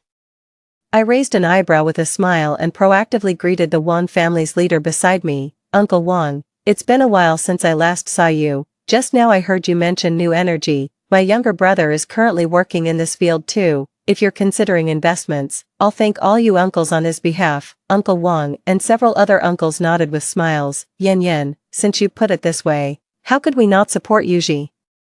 These are people who have been through decades of business battles. They'd instantly grasp the implications in my words. Moreover, with the Jiang family's growing influence in recent years, they'd naturally want to do me this favor. After today, Qingzhou won't secure a single investment in North City. This is the gap between him and me now. Without lifting a finger, I can make his fate completely different from his past life, or with just a casual remark, send him crashing to the bottom, never to rise again. 12. Jian Yuji's company went public in the US after changing its name. Reading the online news, I couldn't help but frown. He renamed the company to JY, the abbreviation of my name. On the day Jian Yuji returned to the country, I personally went to the airport to pick him up and threw a stack of documents at him. Jian Yuji, you're getting bolder by the day. Jian Yuji caught the documents with a smile, flipped through a few pages, then met my gaze. So you found out. Jian Yen, JY is my dowry, would you reconsider giving me another chance? I slammed the car door shut and gritted my teeth to squeeze out two words. No way. That stack of documents was actually a share transfer agreement. Jian Yuji had transferred 70% of JY's shares to my name. I've known him for 2 lifetimes, yet now it feels like I never truly understood Jian Yuji. It seems even the Jian Yuji I knew from high school days isn't the same person anymore. It was just the two of us in the car. After a few seconds of silence, I finally heard Jian Yuji's voice. Jian Yen, give me one reason. Okay, why can't it be me? Watching Qingzhou approach me step by step, I instinctively stood up abruptly. I tightened my grip on the steering wheel, then began recounting that dream about a past life I'd once mentioned to him. Don't be fooled by our mere 2-month age difference. Truthfully, I've always seen you as just a little kid. After the college entrance exam, those words you said to my dad, I only thought you were momentarily impulsive. Jian Yuji straightened up and turned to look at me. Jian Yen, it's been 9 years since that summer after senior year. Why won't you just believe me? He sounded like he was accusing someone, his tone carrying an indescribable grievance. Are you afraid I'm just acting on a whim? From age 17 to now at 26, I've been following you around for 9 years. After this birthday, it'll be 10. I don't have many decades in this lifetime. How could this possibly be some impulsive infatuation? The car drove through the tunnel, and I glanced at Jian Yuji in the rearview mirror. The tunnel lights flickered across his face. Jian Yen, give me a chance. Okay, I know what I want. As he spoke these words, his face was turned toward the car window, his voice choked with emotion. My heart suddenly skipped a beat. Okay. Only after speaking did I realize what I had done, but there was no taking it back. Jiang Yuji's previously gloomy face instantly lit up with radiance, rubbing his eyes. He asked uncertainly, "Really?" But before I could answer, he continued, "Don't even think about denying it. I heard everything." Emerging from the tunnel, I raised my eyes to look at the sky. The moon was full, and the stars were shining brightly. It suddenly occurred to me that agreeing to give it a try with Jiang Yuji wasn't such a bad idea after all. Story 2. I had a car accident and urgently needed panda blood. My childhood friend begged bitterly in the Panda Blood Mutual Aid group, "Please, I'll agree to any condition, marry me. Is that okay too?" a girl asked. My childhood friend gritted his teeth and endured. Yes, the whole network praised my childhood friend for sacrificing for love. If I made a fuss, I was being ungrateful. It was only years later that I found out the two of them had already been having an affair, once again. I returned to the day when I had a car accident and urgently needed panda blood. I preemptively called the young Master Gu in Hong Kong City. "I'm Jiang Li, who once donated panda blood to you. Can you return that 1200 cc of blood to me?" Unexpectedly, young Master Gu had also been reborn. He rushed over overnight, buying and contending, "Donating blood is okay, but she has to marry me." I didn't expect my childhood friend to go crazy on the spot. 1. The young Master Gu in Hong Kong City vied and contended to marry me. He rushed to the hospital against time and took the lead in donating blood to me. However, the girl with panda blood, Qin Xiangwei, didn't know this. 3 days after my operation, Qin Xiangwei barged into the ward with a sense of entitlement to confront me. "Jiang Li, it was me who donated 1200 cc of panda blood to you. Do you know what it means to donate 1200 cc of blood at once? It could lead to heart failure, shock, and even threaten my life. I'm saving your life with my own, so it's not excessive for me to ask for any condition. My condition is that Qinyao must marry me. I know you must be extremely reluctant in your heart, but no matter how reluctant you are, you have to endure it for now." I cut off her words. "I agree." Qin Xiangwei clearly didn't expect that I would calmly say yes. "What did you say?" Even Qinyao, who had a pained expression on his face, was full of surprise in his eyes. He thought I would cry, make a scene, and break down, that I would be crazy and reluctant to let go, and then, like in the previous life, stand on the moral high ground and tell of his helplessness. "All this is for saving you. Do you think I'm willing to marry a woman I don't love? But I've already promised her. You don't know that every day when I lie in the same bed with Qin Xiangwei, our hearts are miles apart. Do you know that all I think about is you, in the previous life?" I really cried and made a big fuss. I cried all day long, begging Qinyao not to leave me. He said I was being unreasonable and looked like a lunatic. Obviously, everything he did was to save me. It was only years later that I found out the two of them had already been having an affair. I heard Qinyao tirelessly to his friends, "I'm already tired of it. If I don't come up with an excuse of sacrificing for love, how can I get away scot-free? Jiang Li loves me so much.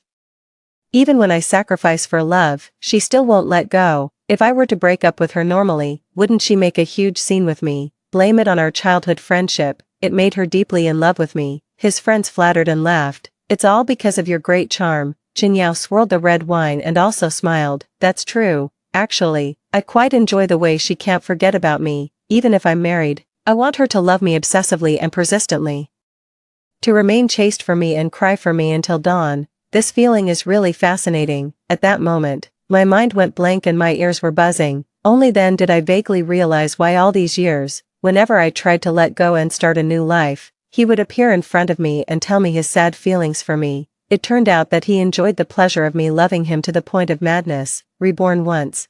I won't be so cheap anymore. 2. I looked at Qin Xiangwei and said nonchalantly, "Since Qinyao promised to marry you, then I'll let go. Congratulations to you too. When can I have the honor of drinking your wedding wine?" Qinyao looked at me in disbelief, and his face was extremely ugly. The friends in the ward, sensing the wrong atmosphere, quickly tried to persuade me. "Jiang Li, we know you're just saying angry words. How could you be willing to let go of Qinyao? If Qinyao really leaves with Qin Xiangwei, you'll probably cry your eyes out."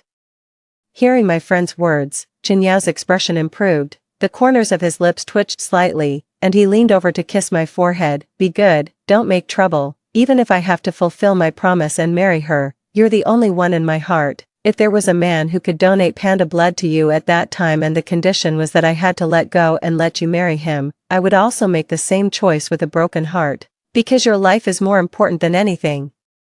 The friends echoed one after another, persuading me to think it through. Yeah, Brother Yao only loves you. It's just a pity that the one who set the condition at that time was Qin Xiangwei, who was determined to get Brother Yao, not a man who had to marry you. I smiled and didn't say anything. Who said that there wasn't a man who had to marry me among those who set the conditions at that time? They didn't know that as soon as I was reborn at the moment of the car accident.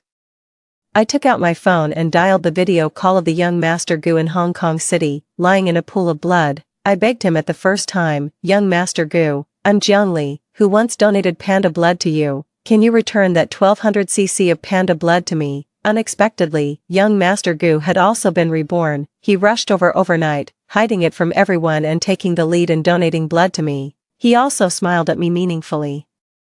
"Since your childhood friend fiancé can agree to any condition, then I also have to set a condition, but I trust my intuition. If I set it now, he will definitely go crazy on the spot and won't agree easily. Let's talk about everything after you successfully break off the engagement." I thought Gu Jincheng was overthinking. Qin Yao couldn't wait to break off the engagement with me and marry Qin Xiangwei instead, but I still agreed to Gu Jincheng's request. "Okay. Let's talk about everything after the engagement is broken off successfully." 3. In the previous life, I finally married Gu Jincheng, but my heart was always being toyed with by Qin Yao, and I turned a blind eye to Gu Jincheng's kindness, yet he still firmly stood up to protect me when I was exposed by Qin Xiangwei for not being able to forget a married man. When I got depression and was ridiculed by the whole network for faking illness because I couldn't get what I wanted, he sneered at everyone. So what if she doesn't have me in her heart? I, Gu Jincheng, dare to marry her, and I dare to protect her for life. I'm here to support her, not to uphold justice. Why should I take a step back to make things easier for you, allowing you to push your luck and hurt my wife in front of me? At that time, I was already in the late stage of depression and despairing, but Gu Jincheng still never left me. Even though our marriage was in name only, he still refused to give up on me. Reborn once, I won't mistake a scumbag for true love again, and I won't avoid the one who really loves me like the plague. Qin Xiangwei, however, didn't believe that I could let go of Qin Yao so readily. "Jiangli, you're acting so convincingly. I almost believed it. Who doesn't know that you love Qin Yao like crazy? Sticking to him like a plaster since childhood. Can you let go of him so easily? I hate bitches who say one thing and do another the most." I'm not acting. I took off the engagement ring on my ring finger and returned it to Qin Yao. "Since you're going to marry Miss Qin, it's inappropriate for me to wear this ring anymore. I'm returning it to you. I won't pester you anymore in the future." Seeing me take off the ring, Qin Yao's face suddenly darkened. He forcefully stuffed the ring back into my hand. "Keep it as a memento." I shook my head. "No need, it's not fair to Miss Qin. From now on, I'll empty my heart and never think about you again. I mean what I say. If I think about you again, may I be struck by lightning. If I'm still so cheap after being reborn, if the heavens don't strike me, I'll look down on the heavens. Such a wimp doesn't deserve to live." Qin Yao's chest heaved, and he immediately covered my mouth.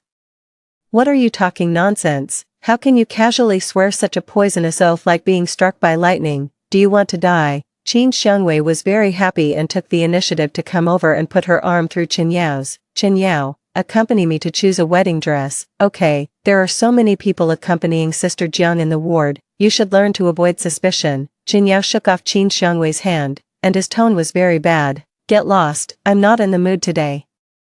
I was a bit surprised. In the previous life, he would never shout at Qin Xiangwei like this, so it turned out that when I stopped flattering him, his enthusiasm for accompanying Qin Xiangwei to choose a wedding dress wasn't that strong either. In the ward, the friends were all trying to persuade Qin Yao not to get angry. "Qin Yao, I think what Miss Qin said is right. After all, you're going to marry Miss Qin in the future. You probably need to learn to avoid suspicion."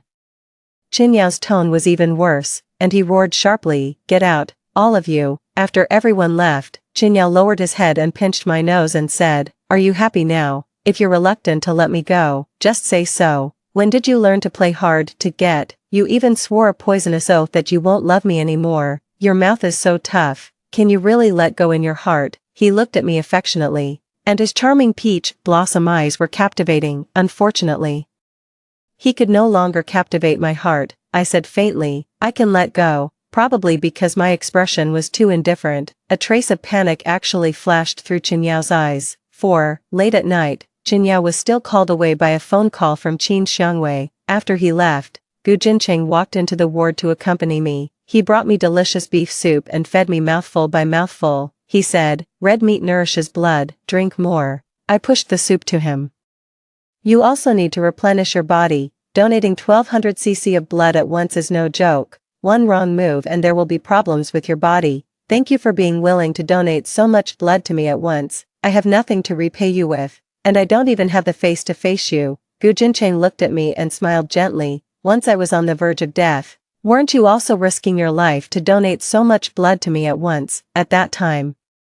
I also had nothing to repay you with and just wanted to marry you. Unfortunately, you were deeply in love with that childhood friend and rejected me mercilessly. 3 years ago, I saw a message in the Panda Blood Mutual Aid Group, emergency help, looking for panda blood throughout the city. This is the People's Hospital in the Tibetan area. A patient is in critical condition and urgently needs 1200 cc of bag Rh, negative red blood cells. Are there any panda brothers and sisters nearby who can come and help?" Unfortunately, the place that needed panda blood was in the Tibetan area. Many people wanted to rush to help but couldn't make it in time because of the long distance. I happened to be doing research in Tibet at that time and was the only one who could donate blood to Gu Jincheng. After that, he proposed to marry me, and I refused. Later, he heard that Qinyao had married Qin Xiangwei. He came all the way from Hong Kong City to pursue me. He said, "I'm not doing this to repay your kindness. Actually, I've known you for a long time. When you were in graduate school and went to Hong Kong City to participate in academic activities with your supervisor, I fell in love with you at first sight. I didn't expect that the person I had a crush on would save my life at a critical moment. This is a match made in heaven. Unfortunately, in the previous life, I didn't know how to cherish it." Tears welled up in my eyes, and I tried to hold back my sobs and asked cautiously, "I have no way to repay your life-saving grace. Is it still too late for me to marry you now?" Gu Jincheng couldn't believe it. He suddenly tightened his grip on my hand and held his breath. "Jiangli, what did you say? Say it again. Do you really want to let go of Qinyao? Weren't you crazy about him? In the previous life, I was in the late stage of depression and couldn't go on living. Before I died, I secretly ran back to Nanjing to see Qinyao behind Gu Jincheng's back. It was also at that time that I accidentally heard Qinyao and his friends and learned all the truth. I was heartbroken. I shook my head, holding his handsome face, and said, "I don't love him anymore. I won't love him anymore in the future. Reborn once. I just want to love you well. In the previous life, I was married to Gu Jincheng for 3 years, and I never let him touch me. Now." I closed my eyes and deliberately seduced him. I wanted to let him know that I had really let go of Qinyao. "Gu Jincheng, can you kiss me? In the previous life, we were husband and wife for 3 years, but I was never kissed by you. People outside say that your mouth is the most sexy. Being kissed by you must be really fascinating. I want to taste how fascinating it is." Gu Jincheng's eyes turned red at the corners. He almost lost control when he kissed me. He said, "I did kiss you once. You cried so hard that I didn't dare anymore. I can't bear to see you cry. My heart would break." "Really, I don't remember. In the future, I won't cry. I will only." My hand touched the thrilling pectoral muscle lines under his shirt. I wanted to tell him that in the future, I would only respond. His body trembled, and he lost more control. I scolded myself in my heart for being so blind in the previous life. Obviously, I could have had it so good. 5. The next day, Qin Xiangwei came to the ward to make trouble again. My parents and Qinyao's parents were both called to the ward. In front of me, the marriage between the two families was officially called off. My father felt sorry for Qinyao, pitiful that he had to marry a woman he didn't love to save me. He patted Qinyao on the back and sighed earnestly. "Good boy, it's hard on you. Don't worry, no one will scold you for being fickle. This marriage will be officially called off today. We will do a good job of working on Xiaoli's thoughts." Qinyao looked at me deeply, waiting for me to cry, make a scene, and threaten to commit suicide. Unfortunately, I was too calm. Qinyao sat in front of the hospital bed, unwilling to give up. "Xiaoli, don't you have anything to say? Are you just going to calmly give me away to someone else? Don't hold it in. If you're wronged, cry it out." I withdrew my hand that he was tightly holding. "If I tell you not to marry Qin Xiangwei now, will you agree?" Qin Yao said painfully, you know I can't, a man's word is his bond, I did all this to save you, I found it funny, then what else is there to say? Qin Yao pinched the space between his eyebrows. I'm afraid you can't take it and will hold it in until you get sick, I said, don't worry, I won't, I've already tried to let go, I tried hard and found that it's not that difficult. It turns out that you're not as important to me as I thought, but Qin Yao's face was gloomy, the faster I let go, the uglier his face became, he actually grabbed my wrist and accused me, I don't believe it, the words you said before, that you loved me, couldn't leave me, and couldn't live without me, were they all fake? I remembered his smug face in the previous life when he was telling his friends that I was deeply in love with him. I took a deep breath and became even more indifferent. Just consider them all fake. Qin Yao's throat seemed to be blocked by something, and he couldn't say a word, he just glared at me fiercely, as if he was going to grind his teeth. My father returned the betrothal money and said to Qin Yao's father, old brother, the 880,000 yuan betrothal gift has all been returned, check if it has arrived. Qin Yao's father looked at his phone and said, it has arrived. Xiaoli is such a pitiful child, she must be crying her eyes out inside. But still trying to be brave and say that she has let go. When Qin Yao heard his father's words, his face finally improved a little. What his father didn't know was that I was sending a WeChat message to Gu Jincheng. The engagement is successfully broken off, I'm single now, waiting for you to come and win my heart. Gu Jincheng asked me what my father usually liked the most. I asked, what are you going to do, Gu Jincheng? I'm going to visit your father with gratitude and propose marriage. I'll tell your father that the one who donated blood to you that day was actually me, and the condition for me to save you was that you had to marry me. 6. Seeing that the engagement was successfully broken off, Qin Xiangwei immediately pulled Qin Yao up from beside my hospital bed. Qin Yao, I want you to go to the Civil Affairs Bureau with me to get the marriage certificate now. I'm afraid that Jiangli will regret it in a few days and pester you again, to avoid any more troubles. Let's get the certificate first, then if she pesters you again, don't blame me for calling her a shameless mistress. Qin Xiangwei looked at me triumphantly, as if she was certain that I would pester Qin Yao. She couldn't wait to tear apart the mistress. Qin Yao slapped Qin Xiangwei in the face. Who are you calling a mistress? The ward instantly became as quiet as a chicken. Qin Xiangwei covered her face in disbelief, her voice shrill. Qin Yao, I'm the wife you're about to marry. How could you hit me because of her? I just told her not to embarrass herself by pestering you. Why did you hit me? She's pining for a married man. Why can't I call her a mistress? I found it funny and asked lightly while lying on the hospital bed, are you blind or deaf? Did I pine for him? Didn't I say I let go? Have I pestered him from beginning to end? If you have delusions, go get treated, don't bark here. Qin Xiangwei, however, was certain, who can't see that you're just pretending? You love Qin Yao to death in your heart, but you still pretend to be magnanimous and give him to me. You must be crying in your dreams and begging Qin Yao not to leave you, right? Qin Xiangwei stared at Qin Yao with red eyes, her voice tinged with sobs. Her tricks can't fool me, she's just pretending. You two have been childhood sweethearts since you were young. How could she let go so quickly? She's just being stubborn.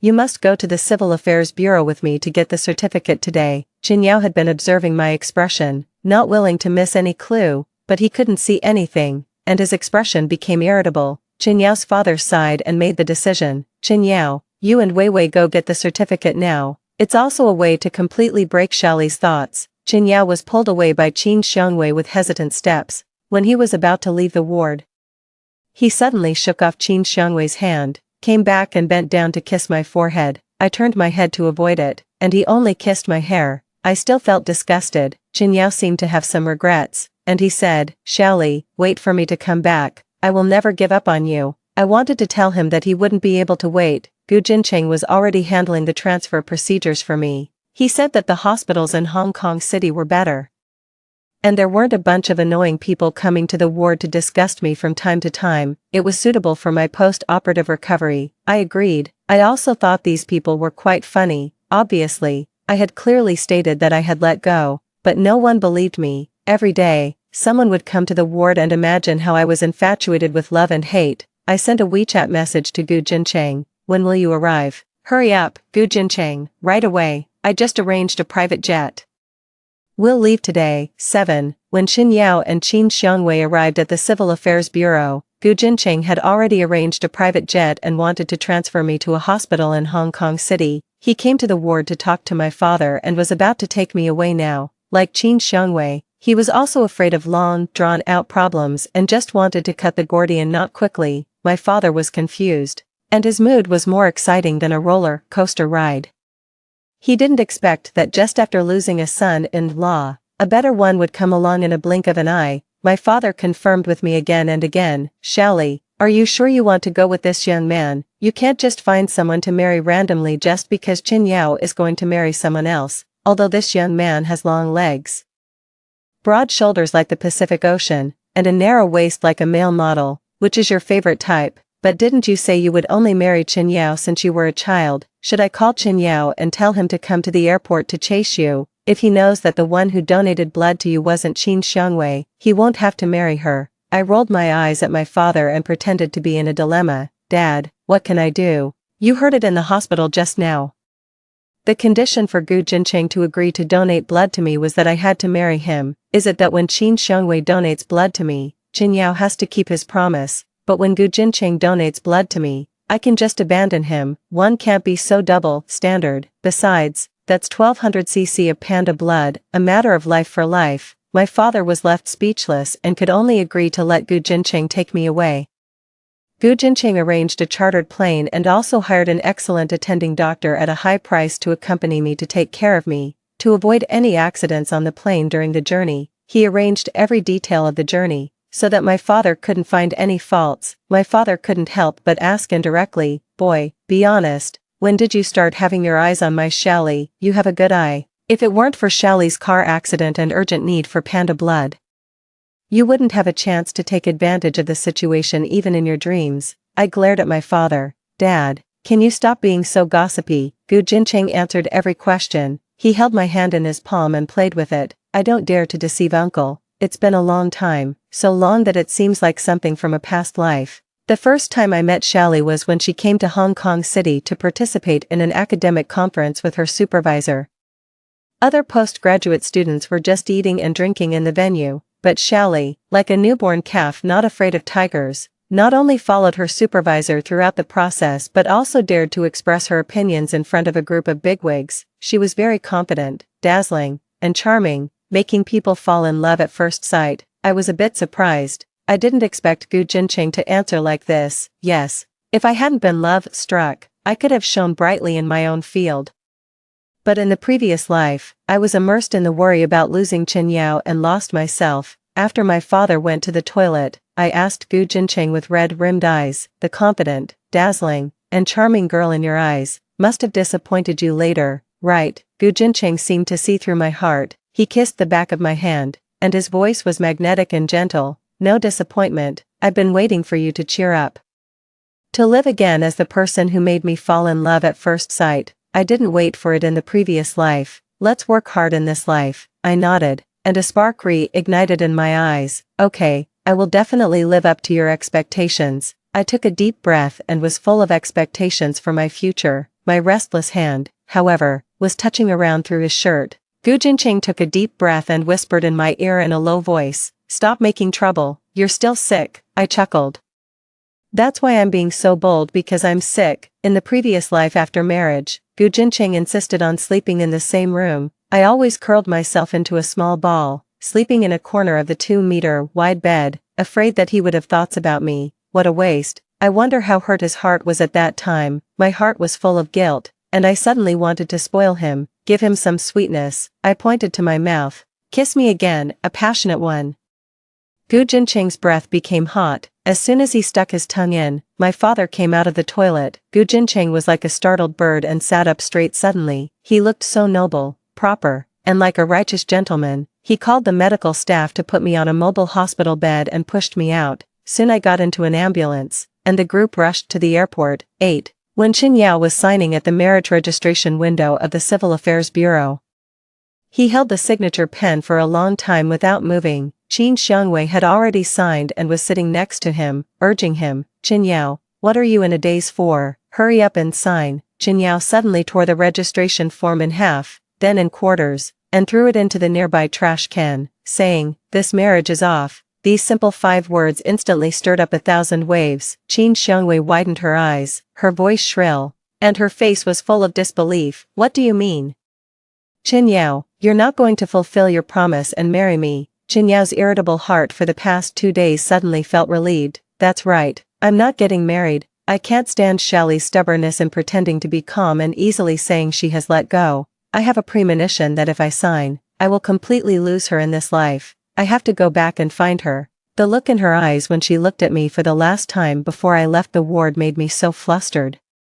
Qin Xiangwei was going crazy and blocked his way, not letting him leave. Of course you'll completely lose her if you marry me. Do you still expect to have both of us after getting married? Qin Yao ignored her at all and forcefully shook off Qin Xiangwei. He walked towards the door of the Civil Affairs Bureau with big steps. As he walked, he couldn't help but start trotting. He even thought self-moved. If Shally knows that I'm willing to break my promise and come back to find her, she will definitely be crazy with joy, right? There's no way. After all, she's the girl I've spoiled since she was a child. Qin Yao took out his phone to make a call. The voice that came from the phone was, "Sorry, the number you dialed is temporarily unavailable." What was going on? Qin Yao dialed again, and it was still unavailable. Qin Yao got in the car and stepped on the gas pedal, rushing straight to the hospital. At the entrance of the hospital, he also bought a beautiful bouquet of roses. He thought that when Shally saw the flowers, she would definitely cry and say she liked them. He never wanted to see Shally's nonchalant expression again. He wanted Shally to laugh and cry for him. All her emotions were only for him,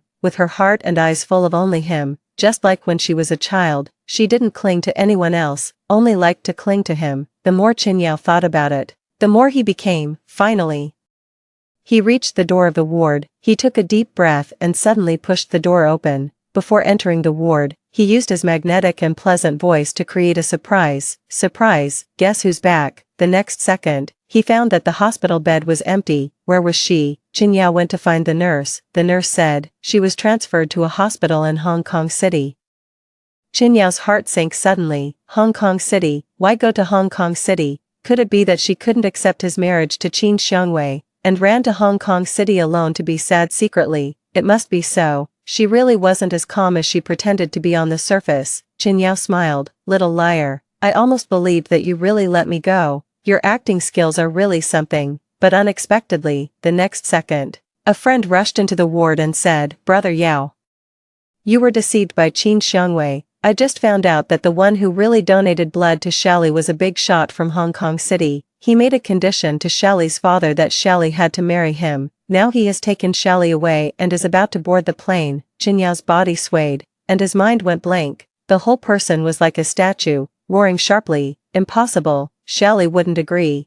How could she agree to marry a man other than me? After a long while, he finally ran out of the hospital, staging a life and death race, speeding all the way to the airport. 9. I didn't expect that even after being transferred to a hospital in Hong Kong City, I still couldn't escape Qin Xiangwei's harassment. She spent money to buy hot searches and called me a shameless slut. She said I had never seen a man in my life and was still clinging to Qin Yao and not letting go. When I needed panda blood to save my life, I promised everything, but after being saved, I turned my back on my promise. Who would dare to donate panda blood with their life in the future? Netizens who didn't know the truth all stood on Qin Xiangwei's side. They scolded me with all kinds of vicious words. However, Gu Jincheng responded to the crisis public relations even faster. The public relations department of Gu's group stepped in directly. They posted a video on the official Weibo of Gu's group. It was the surveillance footage of Gu Jincheng donating blood to me in the hospital. There was also the testimony of the hospital blood collection nurse. The one who donated blood to Jiangli was Mr. Gu. Qin Xiangwei arrived later. I told Qin Xiangwei that someone had already donated blood. Qin Xiangwei then tried to bribe me with money and asked me for the identity information of the donor. The public relations department of Gu's group also showed the bank transfer record. Qin Xiangwei contacted young Master Gu by phone.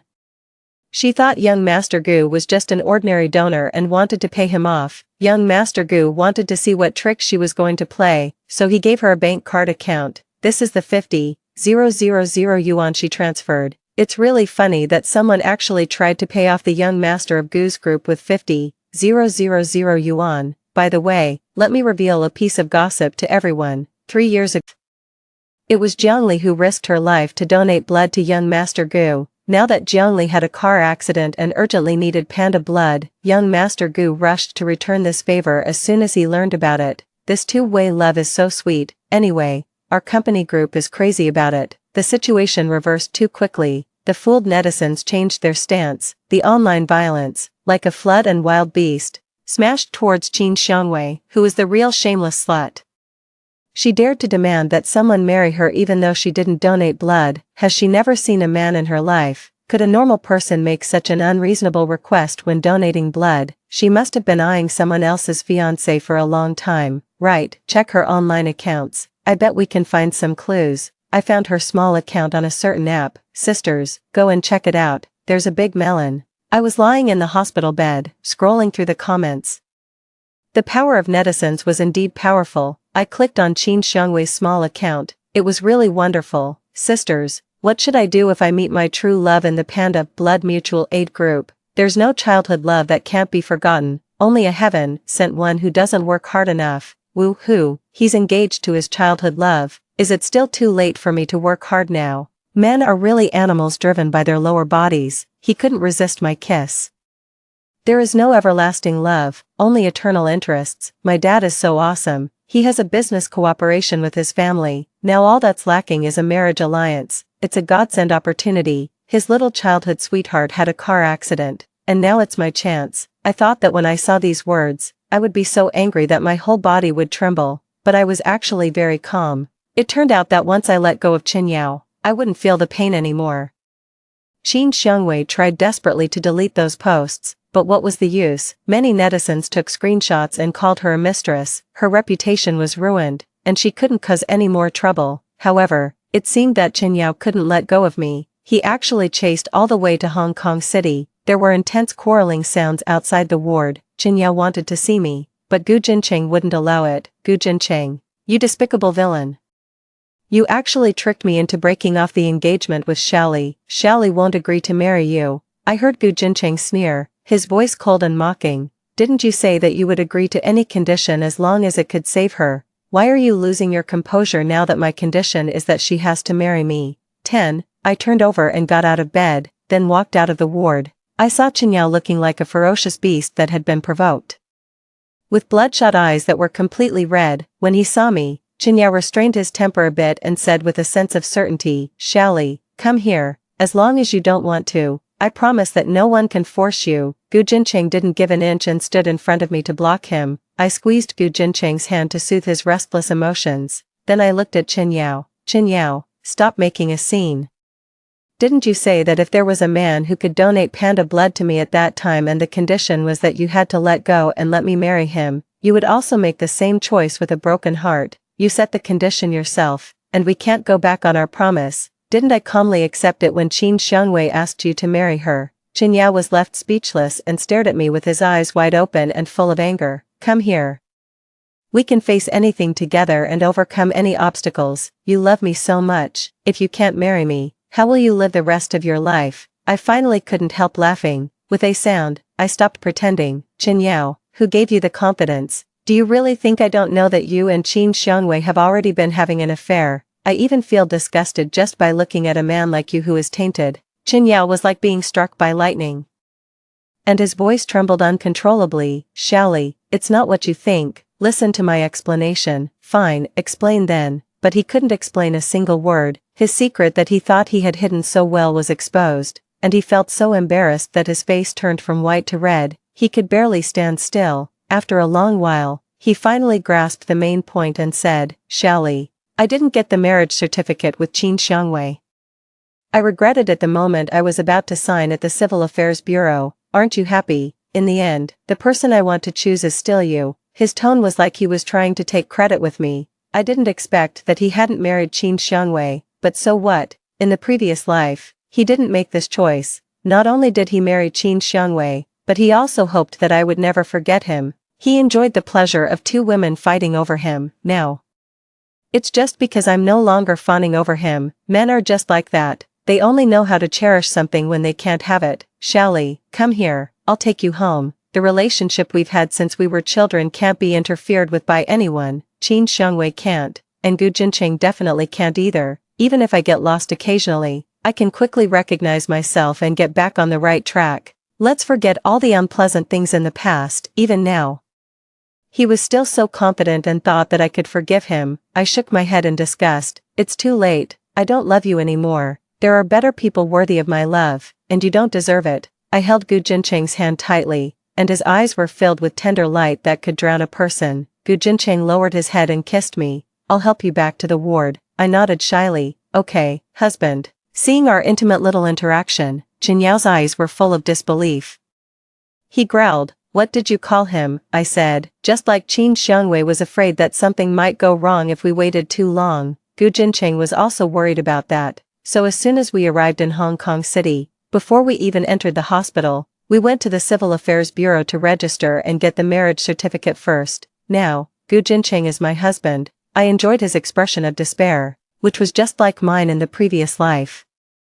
At the moment when I couldn't stop Chen Yao from marrying Qin Xiangwei, I was so desperate, it felt like life was worse than death, but all of that was in the past, and I have a future to look forward to. I want to become again the confident, dazzling, and charming person in Gu Jincheng's eyes. 11. A good relationship can nourish a person. While I was recuperating in the hospital, I resigned from my job, with the recommendation of my supervisor.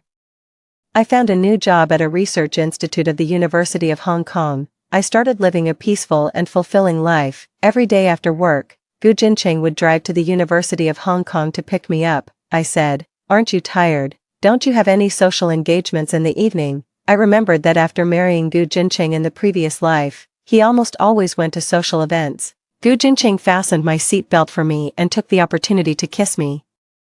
There are so many young and handsome guys at the University of Hong Kong. If I don't keep an eye on you, what if someone takes advantage of the situation? I was amused. How could that be? You're still in your prime. Gu Jincheng is 28 years old this year, which is a great age for a man. When I said he was old, he immediately looked in the rearview mirror and examined himself carefully, but he saw Chen Yao's car in the mirror. Why is he like a lingering ghost? He still hasn't given up after several months. Did he come to look for you again today? I said, don't pay attention to him. Let's go eat seafood tonight. Okay. My colleagues recommended a new restaurant to me today. They said the food is really good, and I want to give it a try. Gu Jincheng started the car. You set the location. However, from the rearview mirror, I saw Chen Yao driving and following us all the way. Is he crazy? Gu Jincheng increased the speed of the car. Chen Yao followed and accelerated. When we arrived at the seafood restaurant, Chen Yao followed us in as well. He sat alone in the corner and watched me and Gu Jincheng chatting and laughing while eating. Gu Jincheng said there was some sauce on the corner of my mouth. Where? Come closer, and I'll wipe it for you. So I leaned my face closer, and he wiped it for me. He took the opportunity to kiss me secretly. I leaned the other side of my face closer. Wipe this side too. Gu Jincheng deliberately showed off our affection in front of Chen Yao. He also pushed the peeled crab meat in front of me and discussed the wedding arrangements with me. Suddenly, Chen Yao walked over, and his voice was filled with the pain and despair that he had suppressed for a long time. So, you can really have a meal with another man so intimately, the Shally who used to only smile at me like this. It turns out that you can really fall in love with someone else. I'm not the only one for you. Then what am I? What am I? The one who can't fall asleep at night thinking of you every day. Chen Yao seemed to be drunk, and his tone was very aggressive and aggrieved. He was staggering and wanted to hug me. Gu Jincheng kicked him away. Where did this stray dog come from? Wrongly claiming its master here. The waiter in the restaurant came over to help him up. Chen Yao didn't appreciate it. Get away, don't touch me, the waiter said. Sir, you're drunk, Chen Yao roared. I'm not drunk. I'm more sober than anyone else. The girl I've held in the palm of my hand for more than 10 years has been stolen away by someone else. Why can she stop loving me just like that? How can she be so heartless and cruel? Did she have an affair behind my back long ago? Gu Jincheng directly paid the bill and took me away. Shally, don't leave. Every time I got drunk in the past, you would rush to pick me up right away. I'm drunk. And I feel so afflictive. Shally, Shally. Chen Yao called my name with a broken heart, and his voice sounded extremely desolate. I didn't look back. I would never look back in this life. 12. The next time I saw Chen Yao was on my wedding day. I went back to my home in Nanjing and waited for Gu Jincheng to come to pick me up as the bride. Chen Yao's family lived next door to mine. In the morning, while I was doing my makeup, Chen Yao suddenly rushed in looking like he had lost his soul. He searched the whole room for me. When he saw that I was safe and sound, he let out a long sigh of relief, then he rubbed his face hard and said with a look of lingering fear, "Shally, fortunately you're still alive. I had a dream that you died, and it scared me to death." His eyes were full of fear, and there were bloodshot eyes all over. I looked at him with a complicated expression. Chinyao noticed it.